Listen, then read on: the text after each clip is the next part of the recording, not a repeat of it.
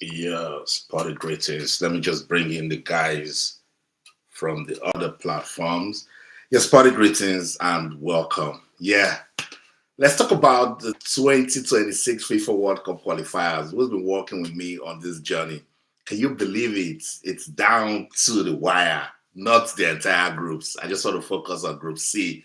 That's where we have Nigeria. Yeah, that's my focus, Group C, and it's pretty interesting. Yes, because of course, my background. I'm a Nigerian, but that Group C has opened up a lot of conversation with football development in Africa. So, if you've been following the channel and you've seen everything I'm doing, you already have an idea because you see my content and you see the angles that I get to cover. But shout out to everyone interacting with my platforms, YouTube, FB, the other one. I don't. This is very platform, but anyway, I'm on the other platforms. Thank you so much for your love and support. I appreciate the love, particularly on YouTube, guys. We are over 11,000 subscribers. We're going 11,200 subscribers. I can't even believe it. And you guys just don't subscribe to the channel. You engage, you share the content. Thank you so much. I feel the love. Sometimes I'm like, why do they love me so much? Even when I do the basketballs, when I drag the other people, particularly my brother's friends from South Africa, but I still feel the love. And guys, we do this for the love of the game. Shout out to everyone. I see you. I feel your love. I feel it so much. Thank you, thank you, thank you. Thank you so much. Yeah. Let's talk about the 2026 FIFA World Cup qualifiers. Don't forget, my channel is not just sports, but for me, sports is in capital letters, sports, entertainment, and so much more. Sports is because of my bias for sports, and I love it so much because I feel there's so much values tied to our world of sports that can make this world a better place. Let's quickly get into it. By the way, I've got the highlights of Lesotho versus Nigeria. For those of you that didn't see the game, go watch it. It was a nervy, heart-wrenching game. But the Super Eagles needed to just win to stay relevant to the last day. And they did just that. And that win is what is, leading this conversation. It's going down to the wire. So for those of you who don't understand, in Group C, it is going down to match day 10. Who would have thought that we will go all the way, that it will be this engaging, it will be this nervy? Some people called me like, I can't watch this game. And if you check the litany of errors that the Super Eagles were reciting in Polokwane in that game against Lesotho, like, gracious goodness, what's going on? So that's why I always say, people with heart problems, please keep away from our world of sports, particularly if you're very passionate. Let's go back to the very beginning. We're talking about Group C, don't forget, and I've titled this conversation Down to the Wire. The fights, the chase for a ticket to the 2026 FIFA World Cup is going down to the wire in Group C. And what are the teams in Group C?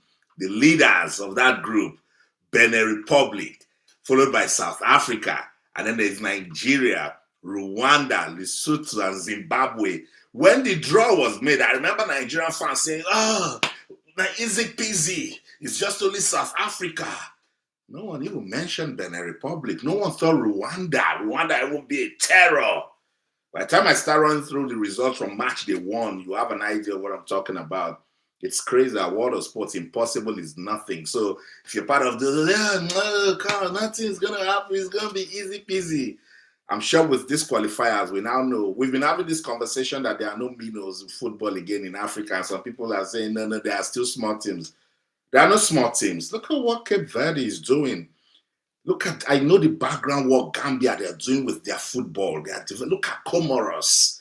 The small guys are not just sitting back anymore. They've looked at the big teams and they've seen their complacency and they're saying, okay, we can jump on it. We can do something. They can actually be our motivation, and that is pushing them to improve. And I love it for football in Africa, because those big teams can't just come out and say, we'll beat them.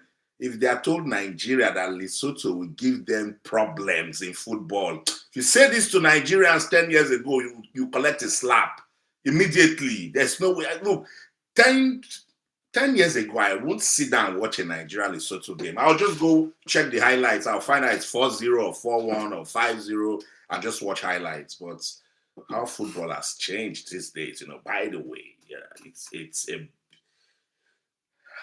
how do I put it? It's good and bad. Yeah, more of good though, the way it's growing in football in Africa, it's good, and all of that. So cheers, shout out to everyone joining. Let's get into the conversation. 2026 FIFA World Cup qualifiers, Group C. I've said it's going down to the wire. Why is it going down to the wire? I'll tell you, because in Group C, no clear winner yet to pick the ticket to the World Cup. Let's go back to when it all started. November 15th, it was Rwanda and Zimbabwe that opened the qualifiers in Group C. That game ended goalless in Kigali. So Zimbabwe would have said, okay, it's not bad. And for that game, I was like, easy. They can cancel each other, and it ended goalless. It's okay, fine. That can pass. The next game was at the OKON-AKPAN Stadium in Uyo. Uyo is in south Nigeria. It's the capital of Akwa Ibom State, by the way. That's my state. That's where I'm from. So Uyo hosted that game. And can you believe it? Lesotho scored first, and Nigeria had to come back.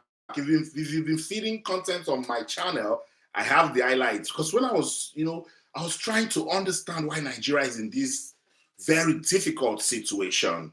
I traced it back to how they started the qualifiers, and that was why I saw that game, match day 1 against Lesotho. How can you not beat Lesotho at home and you are starting the World Cup qualifiers? But I've explained it at the time, the NFF, they were so clueless. Jose Pizarro and his team, they were just all over the place. I think they were just focused on going to the AFCON. They know they will play 6 games, get to the final, and everybody will forget all the problems in Nigeria. Because I was saying, if you let go of Coach Genotro, who was always saying he's building, he's going somewhere with the team, what's the transition plan? If you say, okay, go away, what is it that the man is leaving that you were going to consolidate upon? The cluelessness of football administration in Nigeria is responsible for what they are going through at the moment. Because I've always said it, guys, it is what you sow, you reap, isn't it? That's it. So Nigeria played 1-1. In that game, South Africa now, okay, they can't beat Lesotho. South Africa played their game that same day at the Moses Madiba Stadium in Durban. And do you know who they played? They played against the group leaders today, Benin Republic, and South Africa won 2-1. South Africa started leading the table. Walk with me on this journey. You will love it. I just wanted us to go back to really understand what's going on with this Group C and see the permutations. Now, Nigerians, it's not just the calculators they have. They've also brought out their Bible and they are praying, fasting, hoping, believing. But it's just one more game and it's the last dance. You face the music and just try to dance to the tune. But at the moment, the destiny of the Super Eagles is no longer in their hands. They've left it in another man's hands. So what can they do? They need to find a way, because they put themselves in this situation. They must find a way to get out of it. But they've got just one more chance. They need to beat Benin Republic next week, Tuesday in Uyo, and then start praying that South Africa don't beat Rwanda. It's tough. So I've told you what happened on match day 1 of the qualifiers. Rwanda, Zimbabwe played 0-0. Nigeria, Lesotho played 1-1. South Africa beat Benin Republic 2-1. 19th November 2023, match day 2. Zimbabwe, Nigeria played 1-1. That was in Harare. That was in Butare in Rwanda, because of course Zimbabwe didn't have a ground. So that game was played at the Stade Uye Butare in Rwanda. Nigeria played 1-1. Can you guys remember that game again? Zimbabwe scored first in the 26th minute. Kelechi Iheanacho equalized for Nigeria in the 67th minute. 2 games, 2 draws. Nigerians, walk with me. I want us to understand these things and where we're coming from, okay? So Nigeria played 1-1. So 2 matches, 2 points. See how they were playing with the qualifiers, because they thought they could just use name. We're not Nigeria. Is it not the Super Eagles? We're still going to make it. We'll qualify. This is the same country that failed to qualify for the 2022 edition. I was right there in Qatar covering Morocco. A shout out to Morocco. They gave make good value for my time and money. Otherwise I'd have just gone there to go and be covering other continents. That's why I'm so happy this is happening to football in Africa. It is developing. It is getting competitive. So Nigeria played 1-1. 21st November 2023, Lesotho hosted Benin Republic. That game they played they played that game at the Moses Mabhida Stadium in Durban, and it ended goalless. Walk with me. Zimbabwe, Benin Republic lost their first match to South Africa 2-1. Played 0-0 against Lesotho. So they had just 1 point from 2 matches. Nigeria had 2 points from 2 matches. Are you following me? Let's go. Rwanda, surprise, surprise, at the Stade in Butare, defeated South Africa 2-0. That was 21st November 2023. So you see the long journey we've been coming from 2023 with these qualifiers. So Rwanda defeated South Africa on match day 2, and then we went on a long break now till June 2024. So at that time, the table was having South Africa on top, Rwanda on top, South Africa in second position. Can you see how everything started? In June, match day 3, Benin Republic was hosting Nigeria in Abidjan at the Felix Boigny Stadium in Abidjan, Ivory Coast. Guys, can you remember that game? Doku scored for Benin Republic in the 37th minute. How can the Super Eagles concede a goal in the 37th minute and they found no way to come back into that game? They lost that game. And that's why everybody has been coming for Coach Finidi George. Oh, it was Coach Finidi George that was here and now. The team couldn't beat Lesotho. The team couldn't beat Zimbabwe. Benin Republic at the time really needed a win so bad. And getting into that game, Nigeria was ahead of Benin Republic on the Group C table. And Benin Republic won that match. And now they've gained prominence. Look at when Benin Republic started picking momentum. Some people don't understand how football can just change, how it can just turn. If you're still struggling, go ask South Africa. They can't shout now. They are very calm. Yeah, that's you see football. When you start thinking you know football, it will humble you. Football will say, calm down, you're talking too much. So Benin Republic defeated Nigeria in that game. Then, Nigeria's next match, that was Benin, 6th of June 2024. Apologies, let's go back. 6th of June 2024, Benin Republic defeated Rwanda. I was too quick to get into the Nigerian. They defeated Rwanda. My apologies, it was Rwanda. Zimbabwe, surprise, surprise, in Johannesburg, lost 2-0 to Lesotho. It was Zimbabwe that was the home team. Lesotho, small Lesotho, defeated Zimbabwe at the time. The date of that game was played 6th of June 2024. So Lesotho had 4 points now. Walk with me, guys, please, so you get to understand where we're coming. Nigeria's next match was now at home. Remember, they had started at home with Lesotho, and then they went away to play Zimbabwe, where they played 1-1, and now they are hosting South Africa at home. And what did that game end?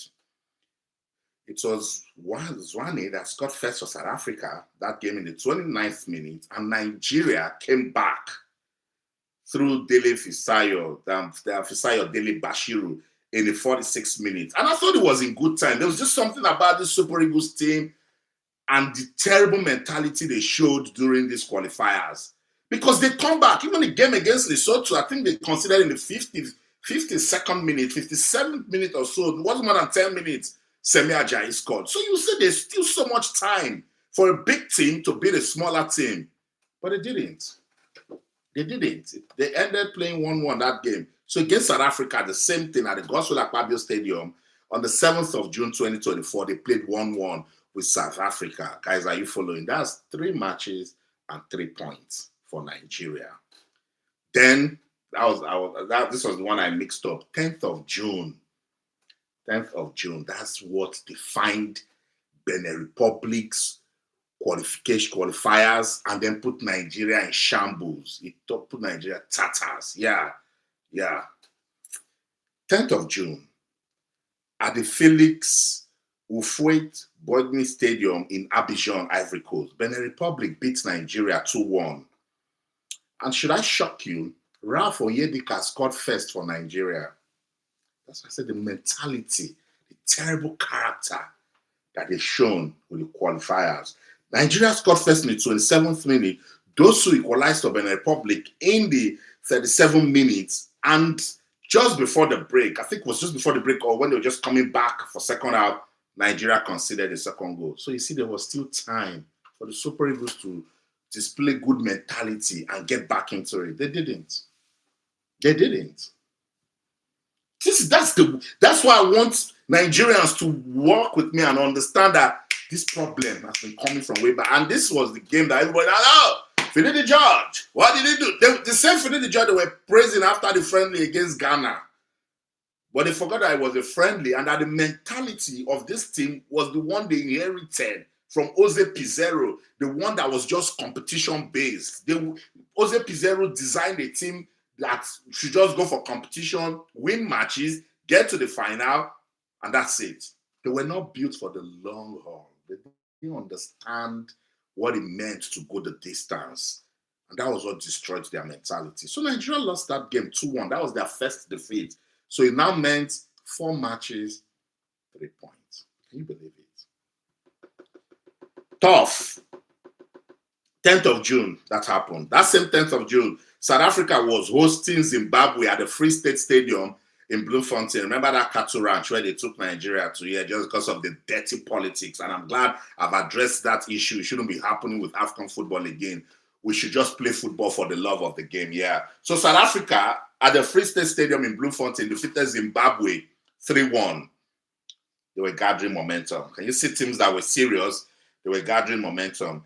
That same match day, 11th of June, Lesotho lost at the Moses Mabhida Stadium in Durban to Rwanda. They lost that game 1-0.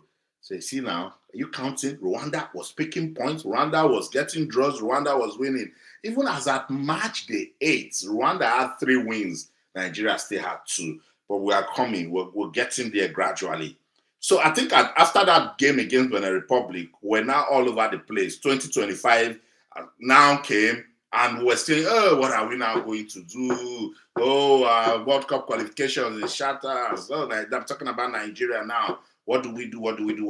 So they brought in Eric Shell in June, but this is 20th March 2025. Zimbabwe hosted Benin Republic at the Moses Mabhida Stadium in Durban. That game ended 2-2. You see now Benin Republic, after beating Nigeria, now start saying, if we are going away, the least that can happen to us if we want to qualify, we pick a point on the road, which was fantastic strategy. If we're not winning, particularly that they don't even have their home ground, they are borrowing stadium. So imagine if Benin Republic had their home ground. So maybe by now they would have picked ticket, because Gernot Rohr has done a great job with the mentality of this Benin Republic team. So they played 2-2 with Zimbabwe. Then that was the same 20th match that ruined South Africa. That was that match that they forgot. According to them, they did not know that Teboho Mokena had 2 yellow cards, and they fielded him in that match. And that's what the FIFA sanction came and haunt South Africa. 20th March 2025 at the Peter Mokaba Stadium in Polokwane. They defeated Lesotho. Lesotho was the home team, but of course, they played their games in South Africa. So Lesotho lost 3-0 to South Africa. And then they started dancing. All the trolls started on Nigeria. So South Africa, focus. Leave Nigeria alone and their problems. Face your football. But no, every opportunity you go bruise out, we'll talk about Nigeria. So we started wondering, because for those of us who follow football, I've been feeding on football since 2006 and sports. So we said, Mokena played this game. He had 2 yellow cards. Why did he play the game? Started applying pressure. FIFA, you will not sleep. Musepe, whoever did the job for South Africa, that it was delayed until match day 8. After match day 8, that FIFA now gave the sanction. To be sincere, did a good job. Whoever did that delay did a good job for South Africa. Because if they had sanctioned South Africa right after match day 5, the temperature of the group chase would have changed. Oh, yes. What is affecting South Africa now? Why they couldn't beat Zimbabwe is the distraction of this sanction. Football is mental and a bit of spirituality. That's why I can't predict where it's going. Yeah. So South Africa would have even been in more danger. So that game, they won it, but after the FIFA sanction, it was awarded to Lesotho. 25th match, Benin Republic, surprise, surprise, in Abidjan. South Africa went there. Now remember, South Africa now had momentum. They had won 3 games straight. So meeting Benin Republic, it was an away fixture. South Africa won 2-0. You see, they won that game. 25th of March, when South Africa was winning. Now, we were thinking, what can we do? Before that match, after the Lesotho game, 21st, we played Rwanda. Now Eric Shell had come. June 2025, Eric Shell came on board. And we went to Kigali. Nigeria defeated Rwanda 2-0. And we said, okay, now we have cancelled out one from South Africa because South Africa had just defeated Lesotho. Don't forget, they also lost that game. They also lost that 3 points because of the player eligibility breach that they had. So after we defeated Rwanda, we're now thinking, momentum. They will sustain it. They will push. They will do what they need to do to apply pressure on South Africa and Benin Republic. South Africa now went to Abidjan and defeated Benin Republic 2-0. And we knew, because South Africa played before Nigeria. But now we were hosting Zimbabwe at the Godswill Akpabio Stadium. Victor Osimhen had scored a late goal. I say it's late because at the 74th minute, a team with good character, if you score a goal, you should do everything to defend that goal till the end. Guess what? That game ended 1-1. Gracious goodness. I will always talk about this game because the way Nigeria lost this game, I know a lot of people call players out, but I don't do that because I think it's about the team. And I'll soon get to Stanley Nwabali. But the way Truth Ekong as a leader at that time is the 90th minute. The way I allowed Chirewa to just dazzle and he scored.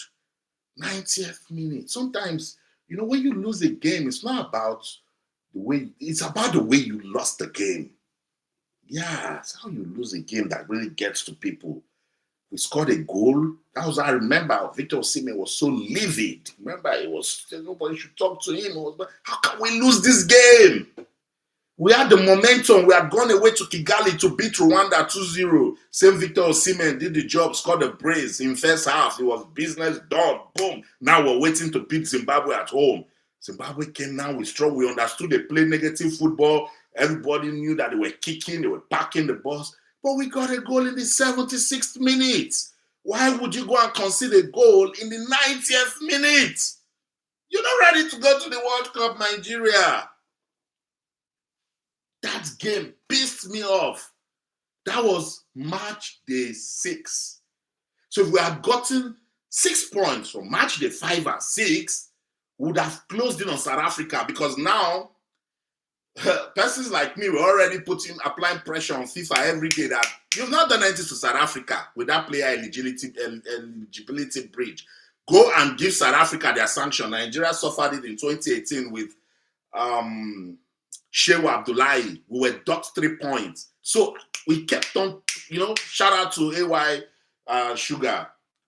If I say AY Sports, I will do because FIFA cannot tell me that South Africa, they did not know that South Africa committed that breach. But whatever politics was happening on the ground actually favored South Africa because they wanted Nigeria to first, after playing South Africa in Bloemfontein, then they can now do something. Let's go on. So that has now happened as Nigeria's World Cup now got into a very shaky state. Rwanda hosted Lesotho. This is where Lesotho, smart team. No. From match day 1, Nigeria gave them the momentum. And I remember listening to Coach Leslie Notsi, he's the head coach of the Lesotho national team. He said that they didn't show Nigeria any respect and that they are going to take the lessons from that game against Nigeria and ride with it during the qualifiers. They went to Kigali to play Rwanda 1-1. At the time, Rwanda was on fire. Rwanda was the proper underdog. Until Nigeria came to beat Rwanda and Kigali, no team had even picked a point. So Lesotho played 1-1. Now with that, it has cancelled Rwanda from us to be scared of Rwanda. So when Nigeria was now focused on Benin Republic and South Africa. So came match day 5th September 2025.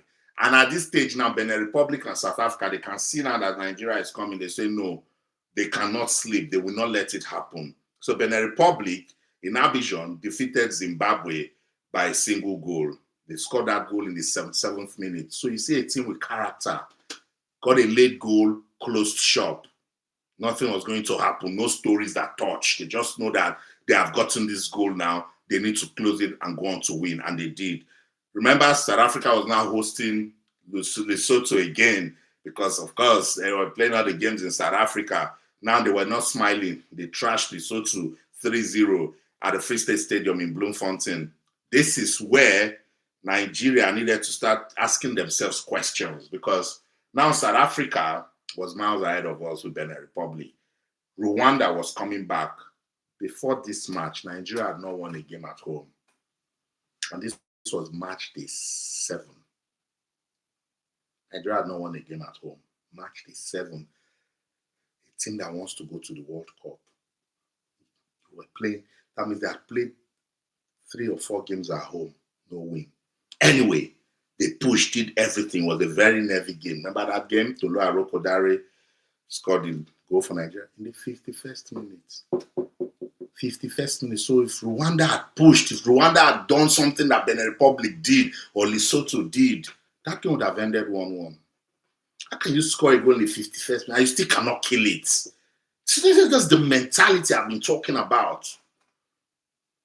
That's the mentality that I've been talking about that worries me with this Super Eagles team. These guys are core professionals. What is wrong? Why can't they win matches convincingly? You know? That was what really got me worried at some point. Like, we need to really look into this team and understand why it's not just working for them. Anyway, they went on to win 1-0. It was nervy, but Nigeria did just enough to beat Rwanda 1-0 at the Godswill Akpabio Stadium in Uyo. Second leg of match. Now is going into match day 8. And remember, from match day 8 now, we're going to Bloemfontein to play South Africa. So match day 8 started 9th September with Zimbabwe playing Rwanda. Zimbabwe played at the Orlando Stadium in Johannesburg, South Africa. Rwanda defeated Zimbabwe. This was an away fixture for Rwanda. I remember they won 1-0, which was very laudable, you know, that they were able to, you know, get that. So the Amavubis at this point now, they're saying, Nigeria is not ready. We might just do something. So that was their 3rd win. Nigeria only had 2 wins, and those 2 wins were home and away wins over Rwanda. So you see now, are you understanding it? As at match day 8, Rwanda was still ahead of Nigeria. So Nigeria will now target win or win. They needed to take points off South Africa. And you see this game, if Nigeria had won this game and FIFA dock South Africa, it would have made a whole lot of difference with this ticket chase. Particularly look at where we are now with South Africa. So Nigeria traveled to Bloemfontein. South Africa did all their shenanigans. I won't blame them, you know, because they want to go to the World Cup also. South Africa hasn't been to the World Cup in 24 years. 24 years. And they feel that now they've done just enough to go to the World Cup. So they did all their antics. I listened to the Chief Executive Officer of South Africa Football Association, Lydia Moyepwa, giving all the excuses in the world why they took that match to the Free State Stadium in Bloemfontein, a cattle ranch, a dead stadium. They had played rugby there 2 days to the match. And I was also pissed at Patrice Motsepe, you know. Patrice Motsepe has done so well to promote football business in Africa. And as the president of the Confederation of African Football, and he's South African. I pick up Patrice Motsepe. I speak well about him that because he's selling African football the way I want. How can you allow them take that game of that magnitude to that dead stadium? To that, oh Lord. I was so disappointed with South Africa. And if you've been following my channel, go watch it. Go watch those videos. You would see that. And I was explaining to South Africans that, look, you were playing dirty politics. You were doing silly antics. It could have backfired on South Africa because they couldn't even play their free-flowing football. The players were frustrated. Yeah, they couldn't. Coach Hugo Bruce was trying to be political and realistic at the same time, saying he defeats logic. Come out and say that was the wrong choice. He said it after.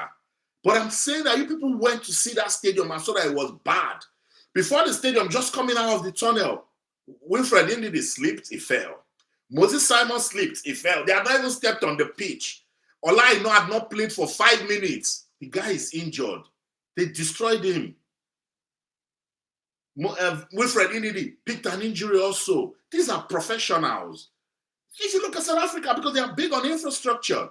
If you hear the stadiums that they call it, they go to Moses Mabhida Stadium, they play the Orlando Stadium in Johannesburg is a good stadium. The Peter Mokaba Stadium in Polokwane is a lovely stadium. That's where Nigeria played Lesotho yesterday. So why did you want to argue now, South Africa, that the stadium was not a bad stadium. But why did you take a rugby match? A big game is coming up, and you just wanted terrible antics. Oh, take Nigeria to a pitch that is not conducive for playing free-flowing football so that we can catch them on the counter or do whatever dirty antics and win the game. And it backfired because they couldn't even score. William Troost-Ekong was unfortunate, scored an own goal. Yes, South Africa came for me too. That Calvin Bassey's goal was handball. But hey, there's no video assistant referee. For Nigeria scored a goal. But the conversation at the time was they had no reason taking that match there. And I've been questioning South Africa. Yes. South Africans on my channel told me that it was because Lesotho adopted that ground to play South Africa. Yeah, because they were hosts, so I wasn't just counting that. I'm talking about qualifying, yeah. Yeah, they hosted in 2024, yeah. Thank you, Navarro. In 2010.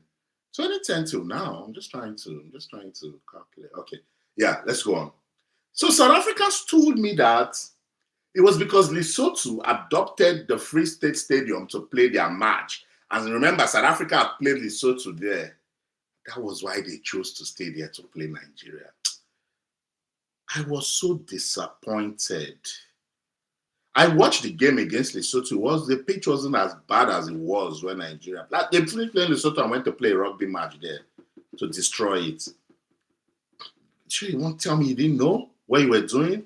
You see, that's what I'm saying. We should be careful. Maybe this is just nemesis dealing with South Africa because they dropped the ball. South Africa had no business. Okay, it's your country. Lesotho had adopted to use, what's it called? The Free State Stadium in Bloemfontein to play. South Africa, you cannot go to the Moses Mabhida Stadium. Cannot take the game to the Orlando Stadium. Instead, you decide to jeopardize it. It took a bad risk. And I was listening to Coach Hugo Bruce during the press conference. He was so livid. He was angry why South Africa did that. And I said, just come out and say it because you didn't want Nigeria to play the sort of football they would play. So it was cheap, terrible antics that backfired on South Africa.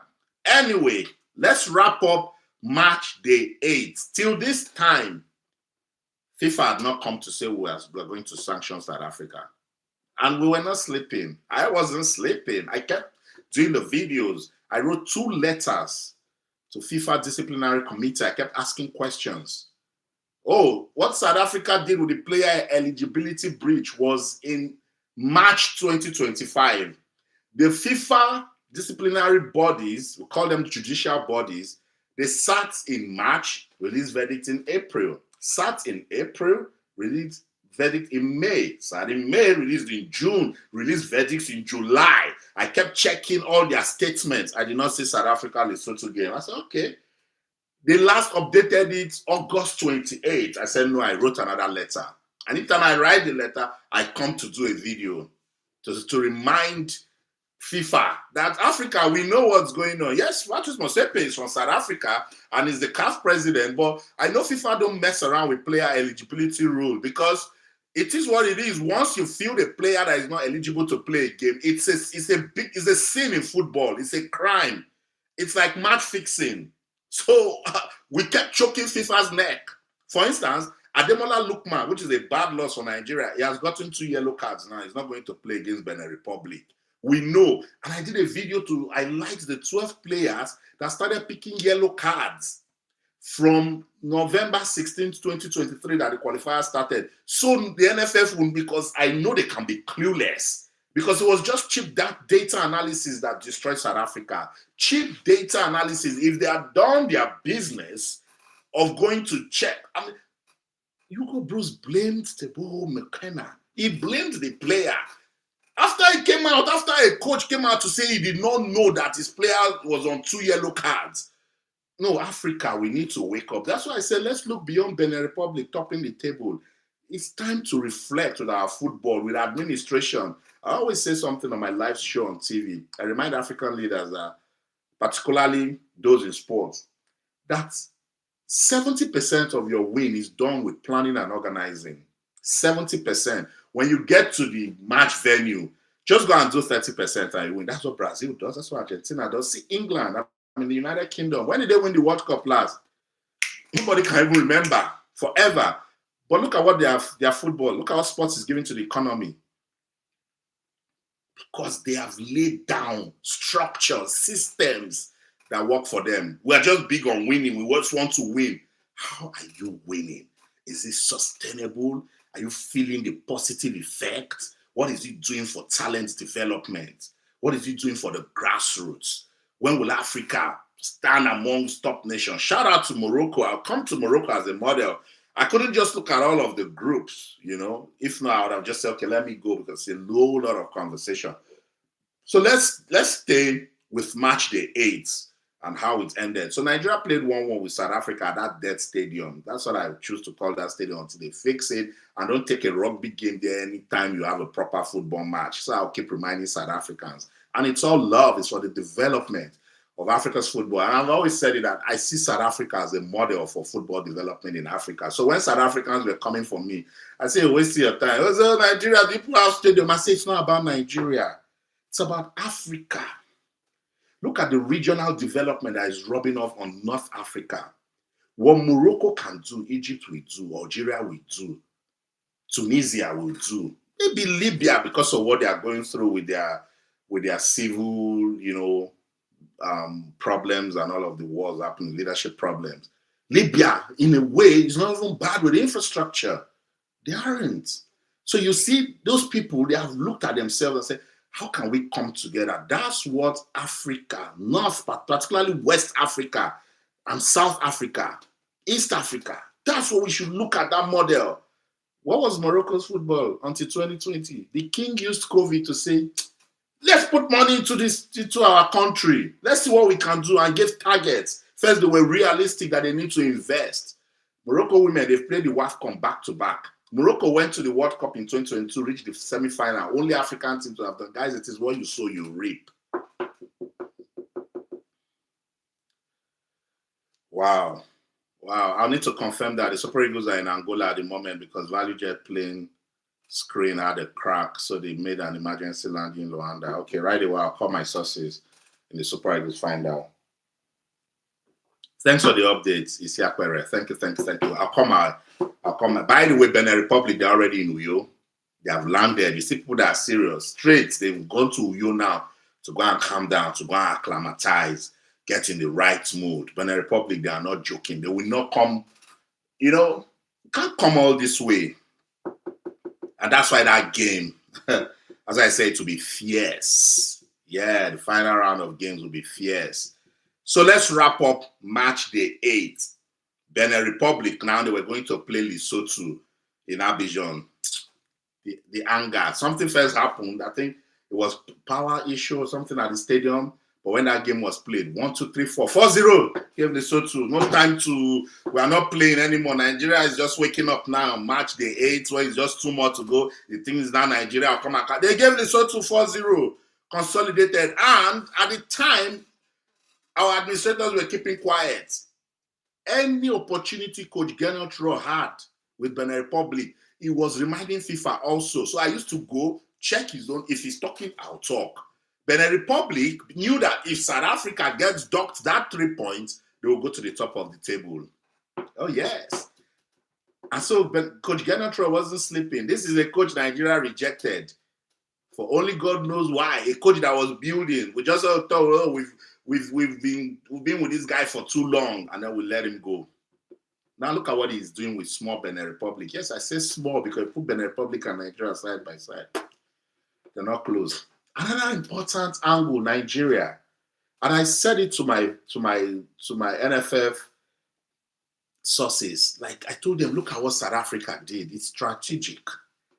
And they're like, why did Nigeria protest it? Why is Zimbabwe playing in South Africa? Why is Lesotho playing in South Africa? It's not your business. If they tell FIFA that this is where we want to adopt as our home ground because they don't have a stadium that is up to standard to play.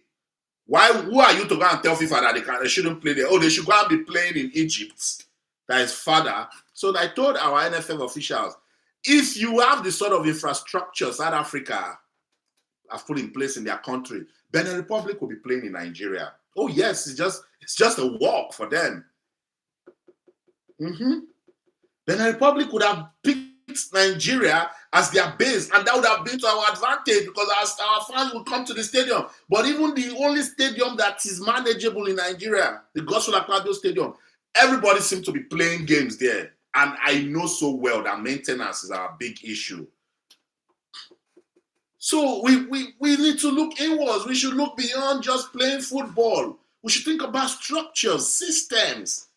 And that's what is working for South Africa. So Zimbabwe doesn't have an approved pitch. Where do you want South Africa to go? They are neighbors. Same with Lesotho. Where do you want them to go? So Benin Republic went to Abidjan. They would have easily just stayed in Nigeria. They won't have any choice. And we would have used that to our advantage. But they will not learn. They will never learn. I say these things every day on live TV, on national TV. They don't listen. Fix your infrastructure. Make it look good. When Uyo Stadium was so good, the Confederation of African Football, I think 3 years ago, took the finals of the CAF Confederation Football Championship to Uyo. It was good for us. It was good for our economics. It was good for the city. It was good for our fans. It was good for football. So March the 8th ended now. South Africa started making noise. Oh, after playing Nigeria, because now we were so pissed. Oh, yes, and I was livid because I've been bigging up South Africa and their football structures, football development. When South Africa won the Under-20 AFCON, South Africans, if you're watching, go through my channel and see how I bigged up South Africa. I researched South Africa and I found out all the grassroots work they're doing for football development. And I said, no wonder they won the Under-20 AFCON. I kept praising South Africa. I did about 5 videos on South Africa. So when South Africa started coming for me, I knew now this is Africa's problem. Why coming for me? Because what am I saying that is wrong? That you did terrible football antics that will come back to bite you. First, they were saying that it's Nigeria that is putting pressure. This is after March the 8th. So that why is Nigeria putting pressure on FIFA that Lesotho did not make any query? Another angle was, Lesotho missed the deadline that after 1 week. And I said, you can't tell me this football. It's about Group C. Len Kaleni, if that's your name. It's not about South Africa. It's about Group C qualification. But I'm giving a thorough analysis. I'm giving a journey. The video is not about South Africa. That's the mistake we're making. But South Africa is a leader. South Africa commands good football conversation in Africa. So we mustn't tap South Africa on the back when they're doing something wrong because other countries are watching. Other countries are learning from South Africa. That's why I'm talking. I'm saying what South Africa did was wrong. With the player eligibility breach, I listened to Lydia Moyepwa. She's the chief executive officer of South Africa Football Association. She said that they're not interested in the noise Nigeria is making. That is not Nigeria that's got a case. Coach Hugo Bruce, any press conference he had the opportunity to speak at, he will say, oh, Nigeria is just making noise. Come and show football on the pitch. But they admitted they did something wrong. So if you've done something wrong, you deserve to be punished. You face the music, South Africa. It's as simple as that. I'm saying hi to the guys on the other platform. Yeah, South Africa, what you did was wrong. So FIFA needed to come talk to you. And that's why I was so sure, because after I spoke to my last source at FIFA, he just replied me and said, we will attend to it. 1 week after that game, we played with South Africa in Bloemfontein. Lydia Moyepa confirmed that FIFA had open communication with them to say, we know what you did in March. We did not forget. You fielded an ineligible player in the game against Lesotho. His name is Teboho McKenna. We are coming for you. So when she came to the media, I know FIFA don't even need to say anything. The moment they tell you like that, the next thing, boom, they give you their sanction. So Lydia Moyepa came out and said, oh, they have prepared their attorneys. They are going to appeal it, blah, blah, blah. I said, what are you appealing? South Africa. Don't distract yourself. Len Kelane, if that's Kalane or Kalene, if that's your name, that's the point I'm making. That South Africa, I was advising them, don't distract yourself. Nigeria, they're already wounded lions. After match day 8, if you follow my channel, if you follow my social media platforms, I said at close shop that I'm not doing this thing again. I see South Africans inviting me, want to come in as guests. South Africans, I'm going to open a live conversation. So all of us will just talk about football development in Africa. So you just understand that it's not beef, it's all love, for the love of the game, because I big up the grassroots a lot in Nigeria. And that's why I love what South Africa is doing with the grassroots, with the PSL, you know, I love it, you know. Prince of Oriello, good job. I want to visit Nigeria through you, bro. Can you please help me? Send me a message. We'll talk. I will see how we can go to Nigeria. So South Africa, FIFA now did what they did 1 week after opening communication. But I questioned Lydia Moyepa. I said, don't bother. Don't use those attorneys to distract yourself. This thing is mental. Let your players stay focused. They've docked you 3 points. Just stay now. You know, Benin Republic, they're on top of the group now. But you just need to, you know, do what you need to do to beat Zimbabwe. That's what I was telling South Africa. Don't allow what has happened with FIFA to distract you. No. Stay focused, South Africa. I love you guys. I think you guys can do just enough, you know, to make it. But they just thought, because each time I come around, I wear my Nigeria outfit, I'm coming to support Nigeria. No, I'm for Africa football. You think I don't like what is happening with Benin Republic? Coach Genotro is my friend. I talk to him almost every time I want to. And he replies me. When he was coach of the Super Eagles, I was his big advocate. I love what he was doing. I know about 5 members of his backroom staff, and we talk. I love what is happening with Benin Republic and their football. It will rub off. That's development, and I'm big on development. So FIFA docked South Africa 3 points, and you know the story. It brought their 17 points to 14. They were now second. Benin Republic was on top with 14 points. South Africa was second with 14 points. Nigeria was third with 11. Rwanda was fourth with 11. And at the time, Nigeria just still had 2 wins. Rwanda had 3. Match day 11. Now, what has happened to South Africa has happened. And I started listening to Coach Hugo Bruce.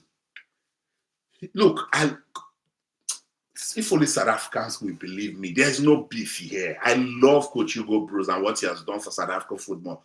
The charisma he has brought into the team, the mentality. That's why I was so disappointed when he wasn't, you know, coming out to actually agree that it was not about Nigeria. It's about you doing something wrong and you face the music. He has done a great job with the team. I don't care whether Zimbabwe and Lesotho were playing their games in South Africa.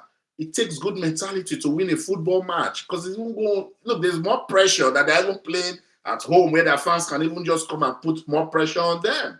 So he has done a great job. Before they were docked the 3 points, they had 5 wins. Nigeria had just 2. So, I mean, Nigeria, now not just come off my mouth and say Nigeria is better than South Africa. No way. South Africa was better with the qualifiers. So, match day 11. South Africa was going to play Zimbabwe. but with the fixtures, Zimbabwe, it was a home game for them, and they were going to play the game in Durban, Moses Mabhida Stadium. Nigeria was to play the Lesotho at the Peter Mokaba Stadium in Polokwane, South Africa. Benin Republic traveled to Kigali to play Rwanda. Welcome, it's too dramatic. Football will humble you. So I've been speaking to my NFF and my Super Eagles back team, and look, as I said, they're wounded lions. They just go do what they need to do. They have set operation, win their last 2 games, and leave the rest for God, you know. But all sorts of permutations started coming out, what Nigeria needs to do, you know, and then with Eritrea pulling out, the bottom teams, you know, and the permutations of if you take 6 points from them, you will lose them. But I've gone to look at the second place standings, and I said, no hope for Nigeria. What can Nigeria do? Okay, win the last 2 games. Let's see what the god of football can do for you, Nigeria. But you put yourself in this mess. And then the game started. Halftime, Nigeria-Lesotho in a crucial game that Nigeria needed to win. It was goalless. Like, it was so frustrating watching that match because you'd expect that this is Lesotho. The pitch is good. This guy's playing Europe. The pitch at the Peter Mokaba Stadium was very good. So I was like, oh, they'll play their free-flowing football. We'll see creativity. I do not like to question coaches and their lineups. So I am not going to come and say, oh, Tolu Arokodare and Victor Osimhen starting would affect Nigeria. This is a crucial game, just like what Benin did with Lesotho. Just beat them silly so that your last game, the team coming to play will be shivering when they see your results. Halftime, goalless. Second half started and it was good. I think just about 50-something minutes. Nigeria got a penalty. Wakwaze handled the ball. It was a Moses Simon shot. Touched his hand. Referee said penalty. Captain, fantastic. William Trustekong. Huge responsibility because if you lose that penalty, oh Lord, Nigerians will take bus and start heading to Polokwane to come and ask him, what did we do to you? So he scored, showed good character, composed, and he scored. Did you see the way he celebrated that goal? Did you see the way he was jumping like he scored in the World Cup final game? That explains the amount of pressure that they were facing. That, even this game that we thought would win easy, the team is beginning to tie wrapper and dressing that will just put us in more trouble. And then there was the substitution. Akwa-Adams came, was making his Super Eagles debut. I faulted it that for this type of crucial game, you cannot be bringing somebody who hasn't played with the team before. The guy said, Austin, keep quiet. Well, you don't know what I'm talking about. But shout out to my boy, Wilfred Ndidi. He picked up a loose ball and gave a delicious pass to Victor Osimhen. Victor Osimhen held the play so Akwa-Adams can go into position. So when he saw that the defender had come closer, he played the pass. Akwa-Adams with leg over. He sent the Lesotho defender to the wilderness. Said, go and look for that rod that Moses left there. Sent him there. Leg over, left leg, far end, 2-0 Nigeria. Fantastic. I was like, this is what we're talking about. And they scored the goal in good time. Very good time. I was like, okay, maybe they will just score one more. 3-0 is a statement win. And then it will make the game against Benin Republic look easy. 89th minute. How on earth will Stanley Wabali drop the ball? You know, real idiomatic expression where he says someone dropped the ball. Literally, he dropped the ball. He dropped the ball. And Lesotho pulled one back. 89th minute. I was like, what's going on? Because these Super Eagles, I've always questioned their character from day one of the qualifiers. And for them to concede that sort of goal, you know, I was like, these guys, they just want like, please, if you have had problems, Don't watch Nigeria Benin Republic next week Tuesday. I'm begging you in the name of God, the Father, Son, and Holy Spirit.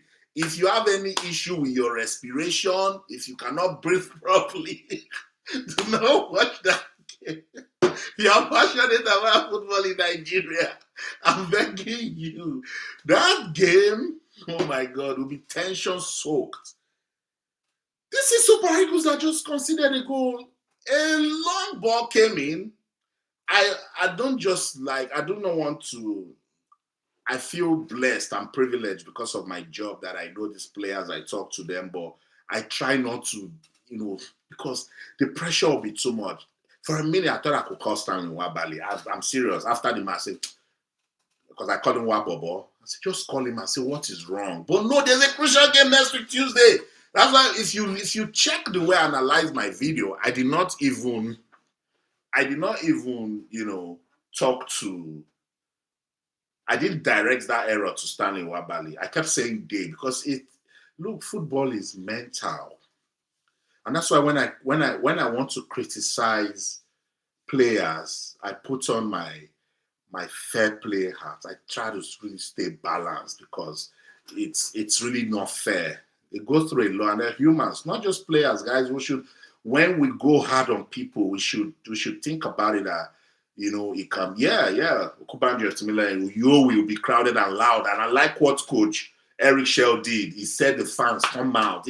But that's what I'm saying. That loudness can go and affect these Init boys now. Look at most of them in Europe. Let's be careful that we don't go and do what we now backfire. Anyway, but it will be so good to feel the love in Uyo next week Tuesday. Long ball. I maybe after the qualifiers, I'll ask Stanley Wabali, did you tell Semi Ajayi to allow? It's basic for allow. Because it seems Semi Ajayi left it for Stanley Wabali. So if Semi Ajayi left it for Stanley Wabali, how did he miss it? Just imagine if Fusi Matiabe had scored that goal for Lesotho in the 90th minute. First thing first, I won't be here doing this conversation because I won't have the heart for it. It will be so heartbroken. Jesus. The amount of hearts that thing will break if that goal had gone in. Oh my God. I looked at the highlights over and over and over again. I said, thank you, Jesus. Like, I had to go spiritual. This one was just the God of football. The heartbreak would have been gracious goodness. And they now started trying to fight themselves. The game is still on. You've made a terrible error. Can you just pick yourself back up and just try and wrap up the game? Exactly. So Stanley Wabali came for that ball, and I'm sure he told Semi Ajayi to let go. I'm sure he told Semi Ajayi to let go. So he was just trying to now do the blame game and all of that. It would have been so heartbreaking. Okay. Nigeria held on to win it 2-1. We won the game 2-1. And that goal that they were considered made it difficult. I think now they need to score 3 goals against Benin Republic. But even if they beat Benin Republic 20-0 and South Africa beat Rwanda 1-0, South Africa will qualify. So guys, you see, there's so much lessons. Anything you need to do in life, don't leave it late. Whatever plans you have today, go and start writing it down. Give it clarity and execute. Don't ever leave it late. That's why I keep telling you guys, when you come on my channel, I'm not here to tell you Lesotho 1, Nigeria 2, South Africa 3. There are life lessons, there are values in our world of sports that you can use to learn. For instance, the Super Eagles, they've shown us clearly that is what you sow, you reap. That preparation is very, very important. The mentality that you take into a mission will determine how you execute and then finish it off. There are so much lessons. But it's just unfortunate that the country called Nigeria will never learn because life gives us so much that we can use. We didn't qualify for the World Cup in 2022. Who would have thought that we will be in this situation? Ghana didn't qualify for the AFCON. They put themselves together. I remember speaking to Coach Otoado when they came for the Unity Cup in London, we had a conversation for almost 1 hour, and he was telling me the plans that they have in place with Wilfred Sheffer. They appointed a technical director, an experienced one in Sheffer, to say, let's look at our football. Where have we gone wrong? That's why I keep telling Nigeria, when you miss your step, don't keep going. Where are you going? Go back. Retrace your step. Go back. There's a breaking news. The SA landed in Angola due to airplane fault. We don't know if they have left to Nigeria now. Right after this live, I'll give an update. I'll do a recording and put it on my channel. I'll reach out to my sources at the NFF. I'll just find out what's going on with that update. But thank you guys. Thank you for I'm doing this. So I'm not out there. I don't know what's going on. So Nigeria, Nigerians, football fans, Super Eagles fans, pray for your country. Now, I don't know if you will pray against South Africa, because South Africa, they've done just enough. But I like what happened. I like that South Africa couldn't beat Zimbabwe, because now they need to feel the pressure that Nigeria has been feeling from match day 4. South Africa is just feeling it now, so they are not loud anymore. You see, Benin Republic, they've been quiet, just facing their business and winning and getting the job done. But Nigeria must have a statement win against Benin Republic. I don't know what Rwanda will play for, but I want them to look at Lesotho. I want them to look at Zimbabwe. And it's for the good of football in Africa, because it's just something about when you are in the conversation for the right reason in Africa, it does something to you. Look at Cape Verde and everything happening to them. I keep telling people, you people are coming late. I've been following Cape Verde and what they have been doing with not just football, basketball, sports in general. They've been staying focused, building, and they've always been in the conversation. And now look at what they're doing, you know. Kingdom's Truth channel, we need Bennett's good, but I don't think he'll come back. I think he likes what he's doing with look, to lead Nigeria anyway, anyhow, it is a difficult job, you know, because we've got too much people that claim to know too much, and they will distract you. So Coach Gernot Rohr kept saying that he's going somewhere with our team, kept saying we need to keep building, and people had problems with it. But Coach Gernot Rohr was never a pushover at AFCON or qualifiers. In 2018, even with us being docked 3 points, we had qualified even with 2 matches remaining for the World Cup. Remember that statement win in Uyo against Cameroon, 4-0. That's the Super Eagles we know, not what we are going through now, you know. So on Tuesday, it's Nigeria versus Benin Republic. I've called it the last dance, guys, and it's going down the wire. Do you think Nigeria, this sincere, don't use, because you're in Nigeria, and with everything that I've talked about, if you've been following this journey, it's 1 hour now. Do you think Nigeria can beat Benin Republic? And when I say beat, statement win. Don't be quick to say, oh yes, they can do it. Go and look at the table again and see Benin Republic. And if you have time, also go and look at the table. Benin Republic, they have 5 wins. They have the most wins now in the group. 5 wins, 2 draws, 2 losses. And they have +5 goals advantage. Nigeria has got 3. We have 14 points. South Africa has got 15.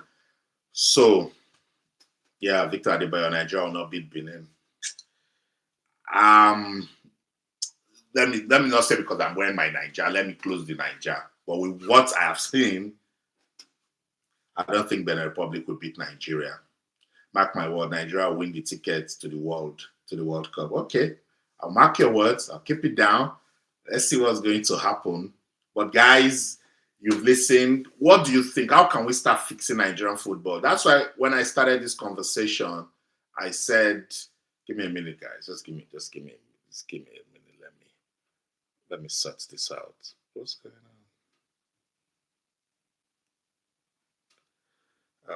Okay, so with everything, where do you think we can start from? Time out to Dogechukwu here.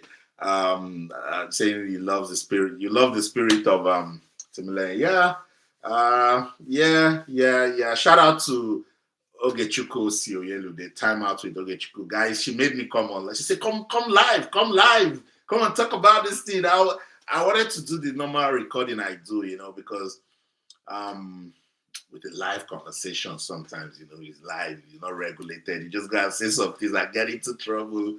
Yeah, but I think I'll be doing this now and I'll find a way to. I keep saying I need to start a show for you guys because I feel the love. But I do not want to start what I cannot continue. So I need to be sure that I build the momentum, link all the platforms, and then we go live. I can bring you guys talk. I'm creating the program.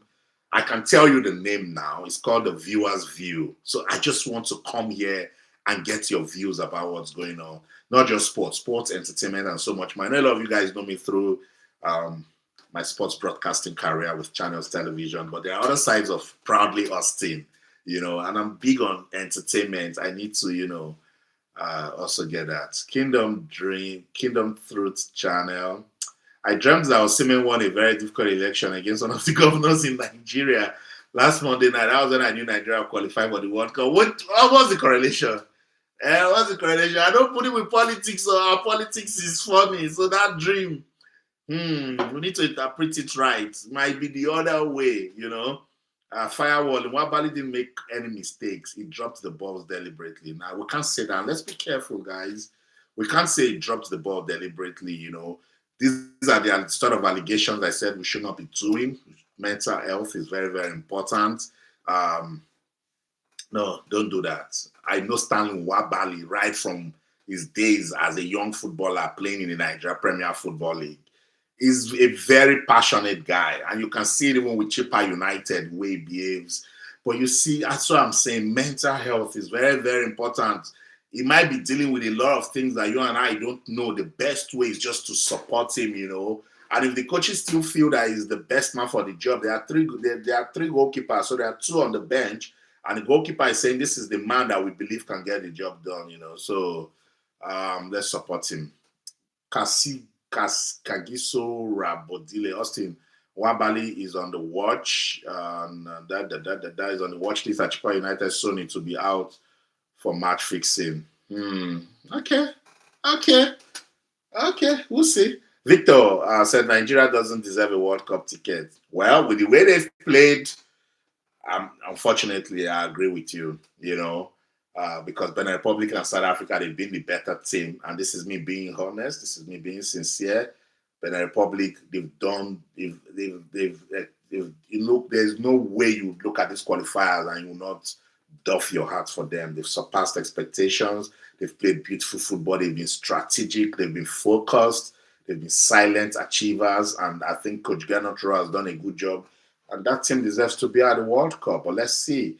Sash, please mark my name. Our players now airborne. I do not know Dubai or Mobolaji. I'll find out. I'll let you know. Just stay on my channel.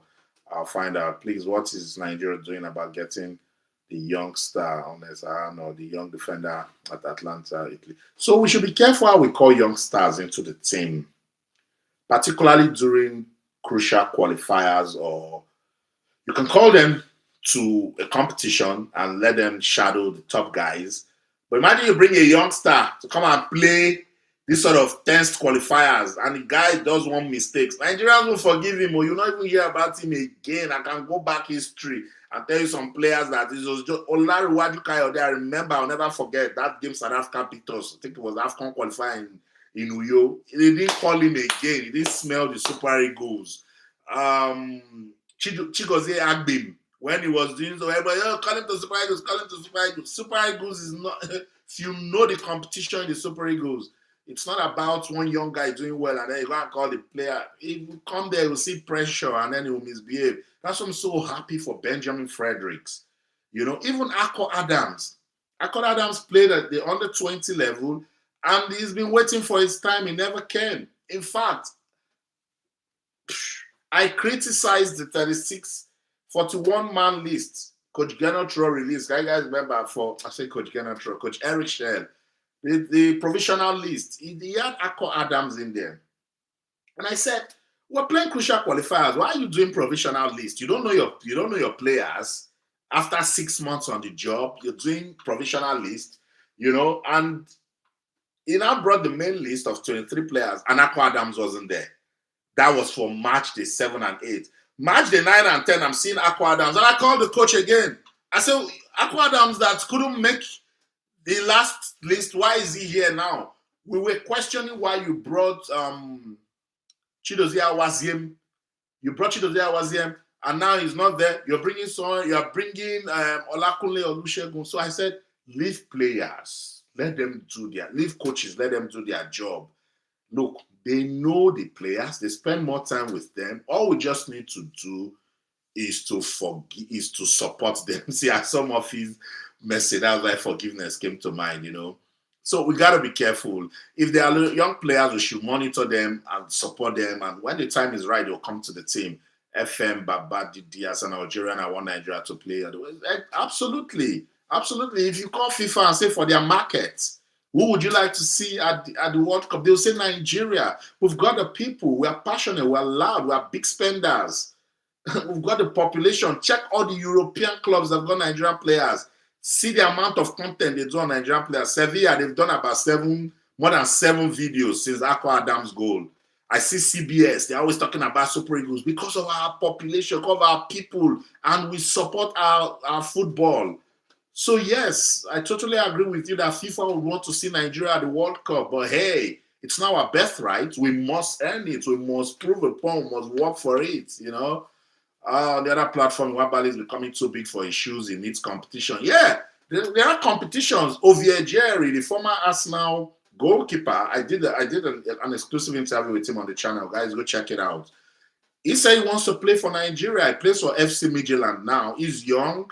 His mom is Ugandan. His dad is Nigerian. And Uganda, they have been losing sleep. They want the guy so badly. But that's what I'm saying. The competition to play for Nigeria is big deal. Nwabali also, can you guys forget that since Vincent Inyama, we did not have a proper number 1 goalkeeper until Nwabali. And Nwabali solidified his place with the last AFCON. That was after that AFCON, we just said no. Let's stay with this guy. Otherwise, we've been changing. It was between with the qualifiers. I guys forget it wasn't Nwabali that was in goal in 2023. We were with Uzo and then Maduka Okoye. We kept changing.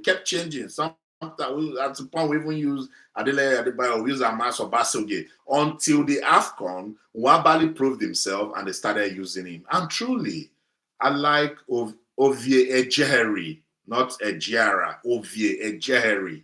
Former Arsenal goalkeeper. You can check him up. Former Arsenal goalkeeper. He now plays with FC Midtjylland. I've got his exclusive interview on my channel. Yeah, I just set that record straight. And Nelly is Ovie Ejeheri. He's Nigerian. He's from Delta State. He really wants to play for Nigeria. He's young. He's just 20. I think he's just turning 22. And this one is not as if his age can be contested. He was born right here in the United Kingdom. He was signed into the Arsenal Academy at 5. So the boy has got experience. He has played in Finland. He's now playing in Denmark. So yeah, I totally agree that Nwabali needs the competition because truly he's dropping the ball and it will cost Nigeria in no time. We saw it in the game against Rwanda. He was lucky not to get a red card. He was just all over the place, And as I said, I like him. I love him, because I love seeing players in the national team that I have talked about, I've promoted, I've given exposure from the Nigeria Premier Football League, and they make it to the senior men's national team. Gives me so much joy, So yeah, look him up, Ovie Ejeheri. Go to my YouTube channel, Proudly Austin. Guys, feel free to subscribe to it. Go through the content. You see there. He said it clearly that he wants to play for Nigeria.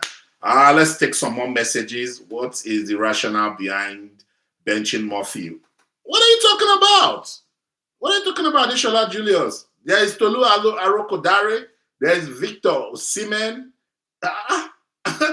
He has to show workings. Don't forget, he's just coming back to the team. Terence Murphy is just coming back to the team. So he needs to show workings. How is he just going to come back to the team? Even Cyril Dessers. Cyril Dessers was decent at the Unity Cup. But whatever happened with see, that's what I want you guys to understand. Be careful how you judge players with their performances in their club sides and national team football. African football is tough. It's really, really strategic. It's not you come and form you are skillful and the rest. You must have a bit of proper African playing orientation. Why do you think the North Africans are doing well? You guys should think. Because of their league system. Even South African football that is shining now. 90% of the team is from the PSL. You will find 7 players from Mamelodi Sundowns, 8 players from Mamelodi Sundowns in the team. They play with themselves every week. You think they all know themselves? If Life Foster isn't careful, he's going to lose his place in that team. If you leave South Africa with the way their league is, they can have a complete full team playing from the PFL. And that's just what it is, you know. Mugsy Best, the truth is that Nwabali is really missing it. We need a competition in that position. Of course, we said it. It is tough. But Senegal, they paced him 7-0. It's not the same. I've also seen Senegal. I forgot in the last qualifier when Senegal was the same group with Benin Republic. They didn't beat Benin Republic home and away. Football is not the same thing. It is not the same thing. I'm not going to take that. They do not beat Sao Tome and Principe 10-0. Nigeria defeated Sao Tome and Principe 10-0 now. So football changes, you know, and particularly the way you start. The way they started the qualifiers, it was faulty, you know. And if you're a Christian, even Bible talk if the foundation is destroyed, what can the righteous do? So the foundation was faulty, and they messed it up, you know. They messed it up so bad. Kutso Peace, as a South African, I'll be Nigerian on Tuesday night. You love and support my channel. Thanks so much. Don't forget to subscribe. Everyone, don't forget to subscribe to the channel. When we get to 11,500, I'm going to launch that program, the Viewers View. I just want to be sure that I'll get people who watch, who engage on the content, you know, just so we can keep it going, because that's the only way I'll keep it going. That's the motivation that I really, you know, need. So subscribe to the channel and feel free to always engage. And if you check, I always reply all my comments on this channel. I will take my time, reply on TikTok, on Facebook. I reply to all of the comments, you know. That's why, because I do these things for you guys, you know. Austin, can the Super Eagles beat Benin at, you know, Yo and be on 70? I feel they can beat Benin Republic, but I do not know how they can, you know, make a statement win, because if you followed the journey that I did with the qualifiers, the 9 matches that they've played, they've lacked the winning mentality. They've been terrible at home, you know, so they've not been able to, you know, get a winning culture at home that I can now use and say, okay, based on this analysis, or they beat South Africa 3-0, or they beat Lesotho 4-0. So that analysis is off the window. But I think they will do just enough to win the game, particularly when Yo comes out big time, when the fans are there to support, push the team all the way, and then we'll see. Odubayo or Mobolaji, if Benin, there's that comment, because I like it because it was long. If Benin beat us, then they deserve it. However, if we beat them, they would deserve it more. 4 wins is not much, but it could seal our fate to the World Cup. 4 wins is decent. When you see, the major problem was we were praying as at match day 9. We were going against 3 countries, guys. Don't forget. We were praying South Africa don't win. We were praying Benin Republic don't win. We were even praying Rwanda, because Rwanda had 3 wins. But it's not because they had more losses than Nigeria. That was why they were 4th on the log and were 3rd. So now that we've cancelled Rwanda, it's looking good, because we are going against just South Africa and Benin Republic. But now it's just 1 more match. It's the last dance. That's the problem.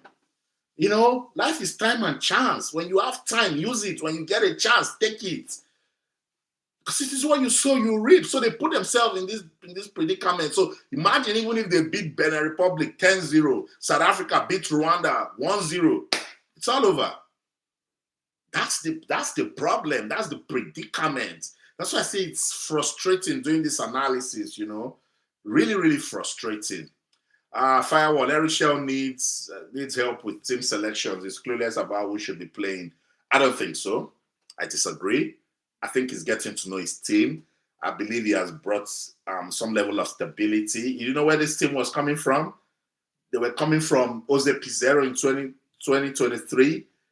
Pizarro went to the AFCON, got sacked. We lost almost the complete winning mentality. Finidi George was his assistant, came, they sacked him. We used Austin Guavoin as interim. Those things affect, there's no way it's not going to affect the way, these players play. So Eric Shell has been able to bring some level of stability since June that he joined. Yeah, I think he's done fairly well. That's been since, yeah. Was it June he joined? He joined in January. Eric Shell joined in January. So I think from that time till now, he's done more than enough, And check his stats now. He's still unbeaten. It's just that CHAN that he went to Nigeria that he got disgraced. And I fought him. I sent him a message that he shouldn't have gone to that competition. The NFF contract stated that he should go there in a supervisory role. But the man is young, he's passionate, he wants to work. Now he went there and he stained his record. But with the senior men's national team proper, the guy has not been beaten. So you cannot say he's clueless about his team firewall. I disagree. Adeshola Julius Adams is a machine for us. I totally agree. Fantastic. And that's the kind of strikers you want.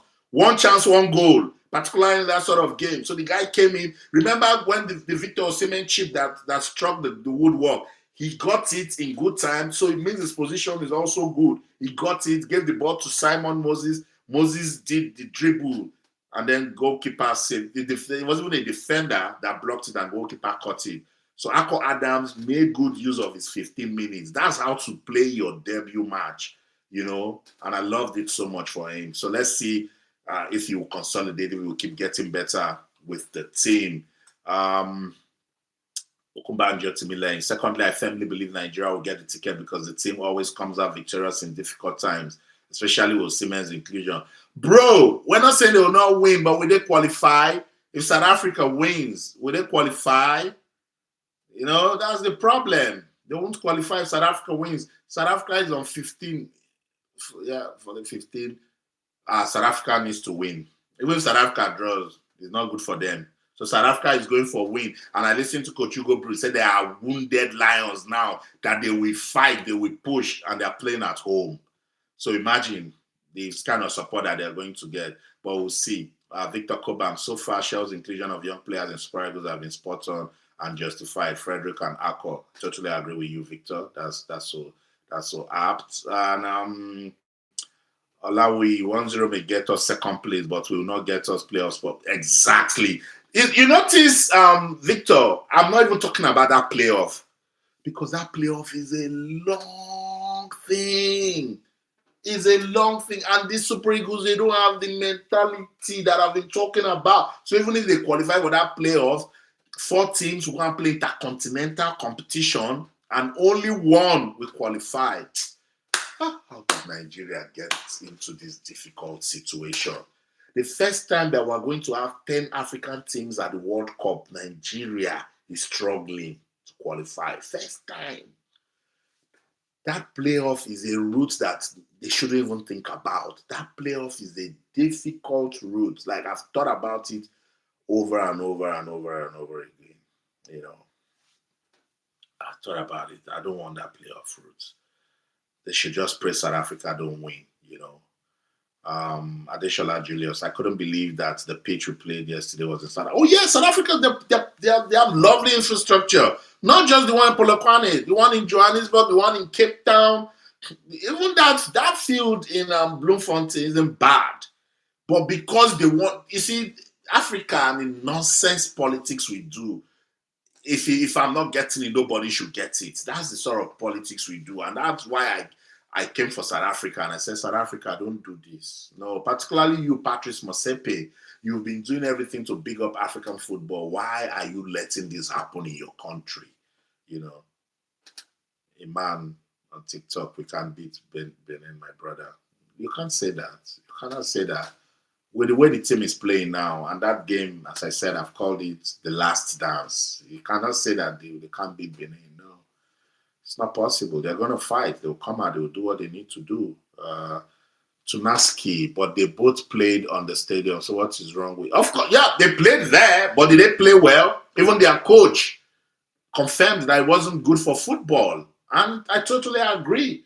So why did they do what they did just so Nigeria can't play the sort of football that if they played that game in a proper field, South Africa might have won the game. And yes, Tunaski, they played with us, but South Africa did not score. And South Africa wasn't good on that day. They weren't. They were the home team. They needed momentum. Benin Republic was chasing. They know that they have the player eligibility breach issue, that they could be docked 3 points. So they should have taken that Nigeria game seriously. So if they had won that game, they won't even feel these 3 points that FIFA took off them. You see? So it also backfired. It worked against them. Yeah, that's the problem too. So I'm happy it worked against them too. They will learn from it. Yeah, so many coaches on these guys. Truly, time out with Ogechukwu. That's the problem. But Dubai, I'm targeting the playoffs. I don't want no playoffs. I don't want no playoffs because that one will hurt you the more. Then I'll go to the playoffs and they are shambolic. It's just like someone takes you this high and then they bring you down. Let's just pray. South Africa, again, shout out to time out with Ogechukwu Oyenude. She kept telling me that Zimbabwe and South Africa, that the rivalry is crazy. I know of the rivalry, but I also know a bit of African politics in the background. But she was spot on. Zimbabwe. In fact, I saw somewhere Zimbabwe said they don't play to qualify, they play to disqualify countries. It got me in stitches, that Zimbabwe don't play to qualify. They play to disqualify countries. And I think they're so apt. Nigeria couldn't beat Zimbabwe. Nigeria didn't beat Zimbabwe, home and away. I still can't believe it. Home and away. We played 1-1. So shout out to Zimbabwe for giving Nigeria this last lifeline. We should be thanking Zimbabwe. Guys, give love. Drop love emoji on the chat for Zimbabwe. Nigerians, tell Zimbabwe, thank you. We love you. We appreciate you, Zimbabwe, for your love and support. Nigerians, show Zimbabwe love because if Zimbabwe had lost that game to South Africa, would have just. I had already closed shop before that match yesterday. But after they beat Lesotho and South Africa couldn't beat Zimbabwe in Durban, I opened my shop again. I'm open for business again. So yeah, it's crazy. It's football. Anything can happen. I'll take more comments. I'll soon be wrapping up. Billy Joseph Gochiku, good evening, my man. Thank you so much. Don't forget to subscribe to the channel. Guys, subscribe and let's engage. Otherwise, I'm not going to start our show. So let's subscribe and then I'll start our show. On TikTok, so you say all the World Cups we have missed since 94. We were same points with the top team, a possible deja vu. I said that's a deep angle, Soji. Deep angle. Let's see what will happen. Is next week Tuesday. It's not far again. We've been coming since November 16th, 2023. This is October 2025. What a journey. So we won't I will wait to see it. Next week Tuesday, all of these talks will be over. Billy Joseph Gochukwu don't deserve to be at the World Cup. Don't say that. Nigeria deserves to be at the World Cup. Everybody's concerned about the Super Eagles' journey home.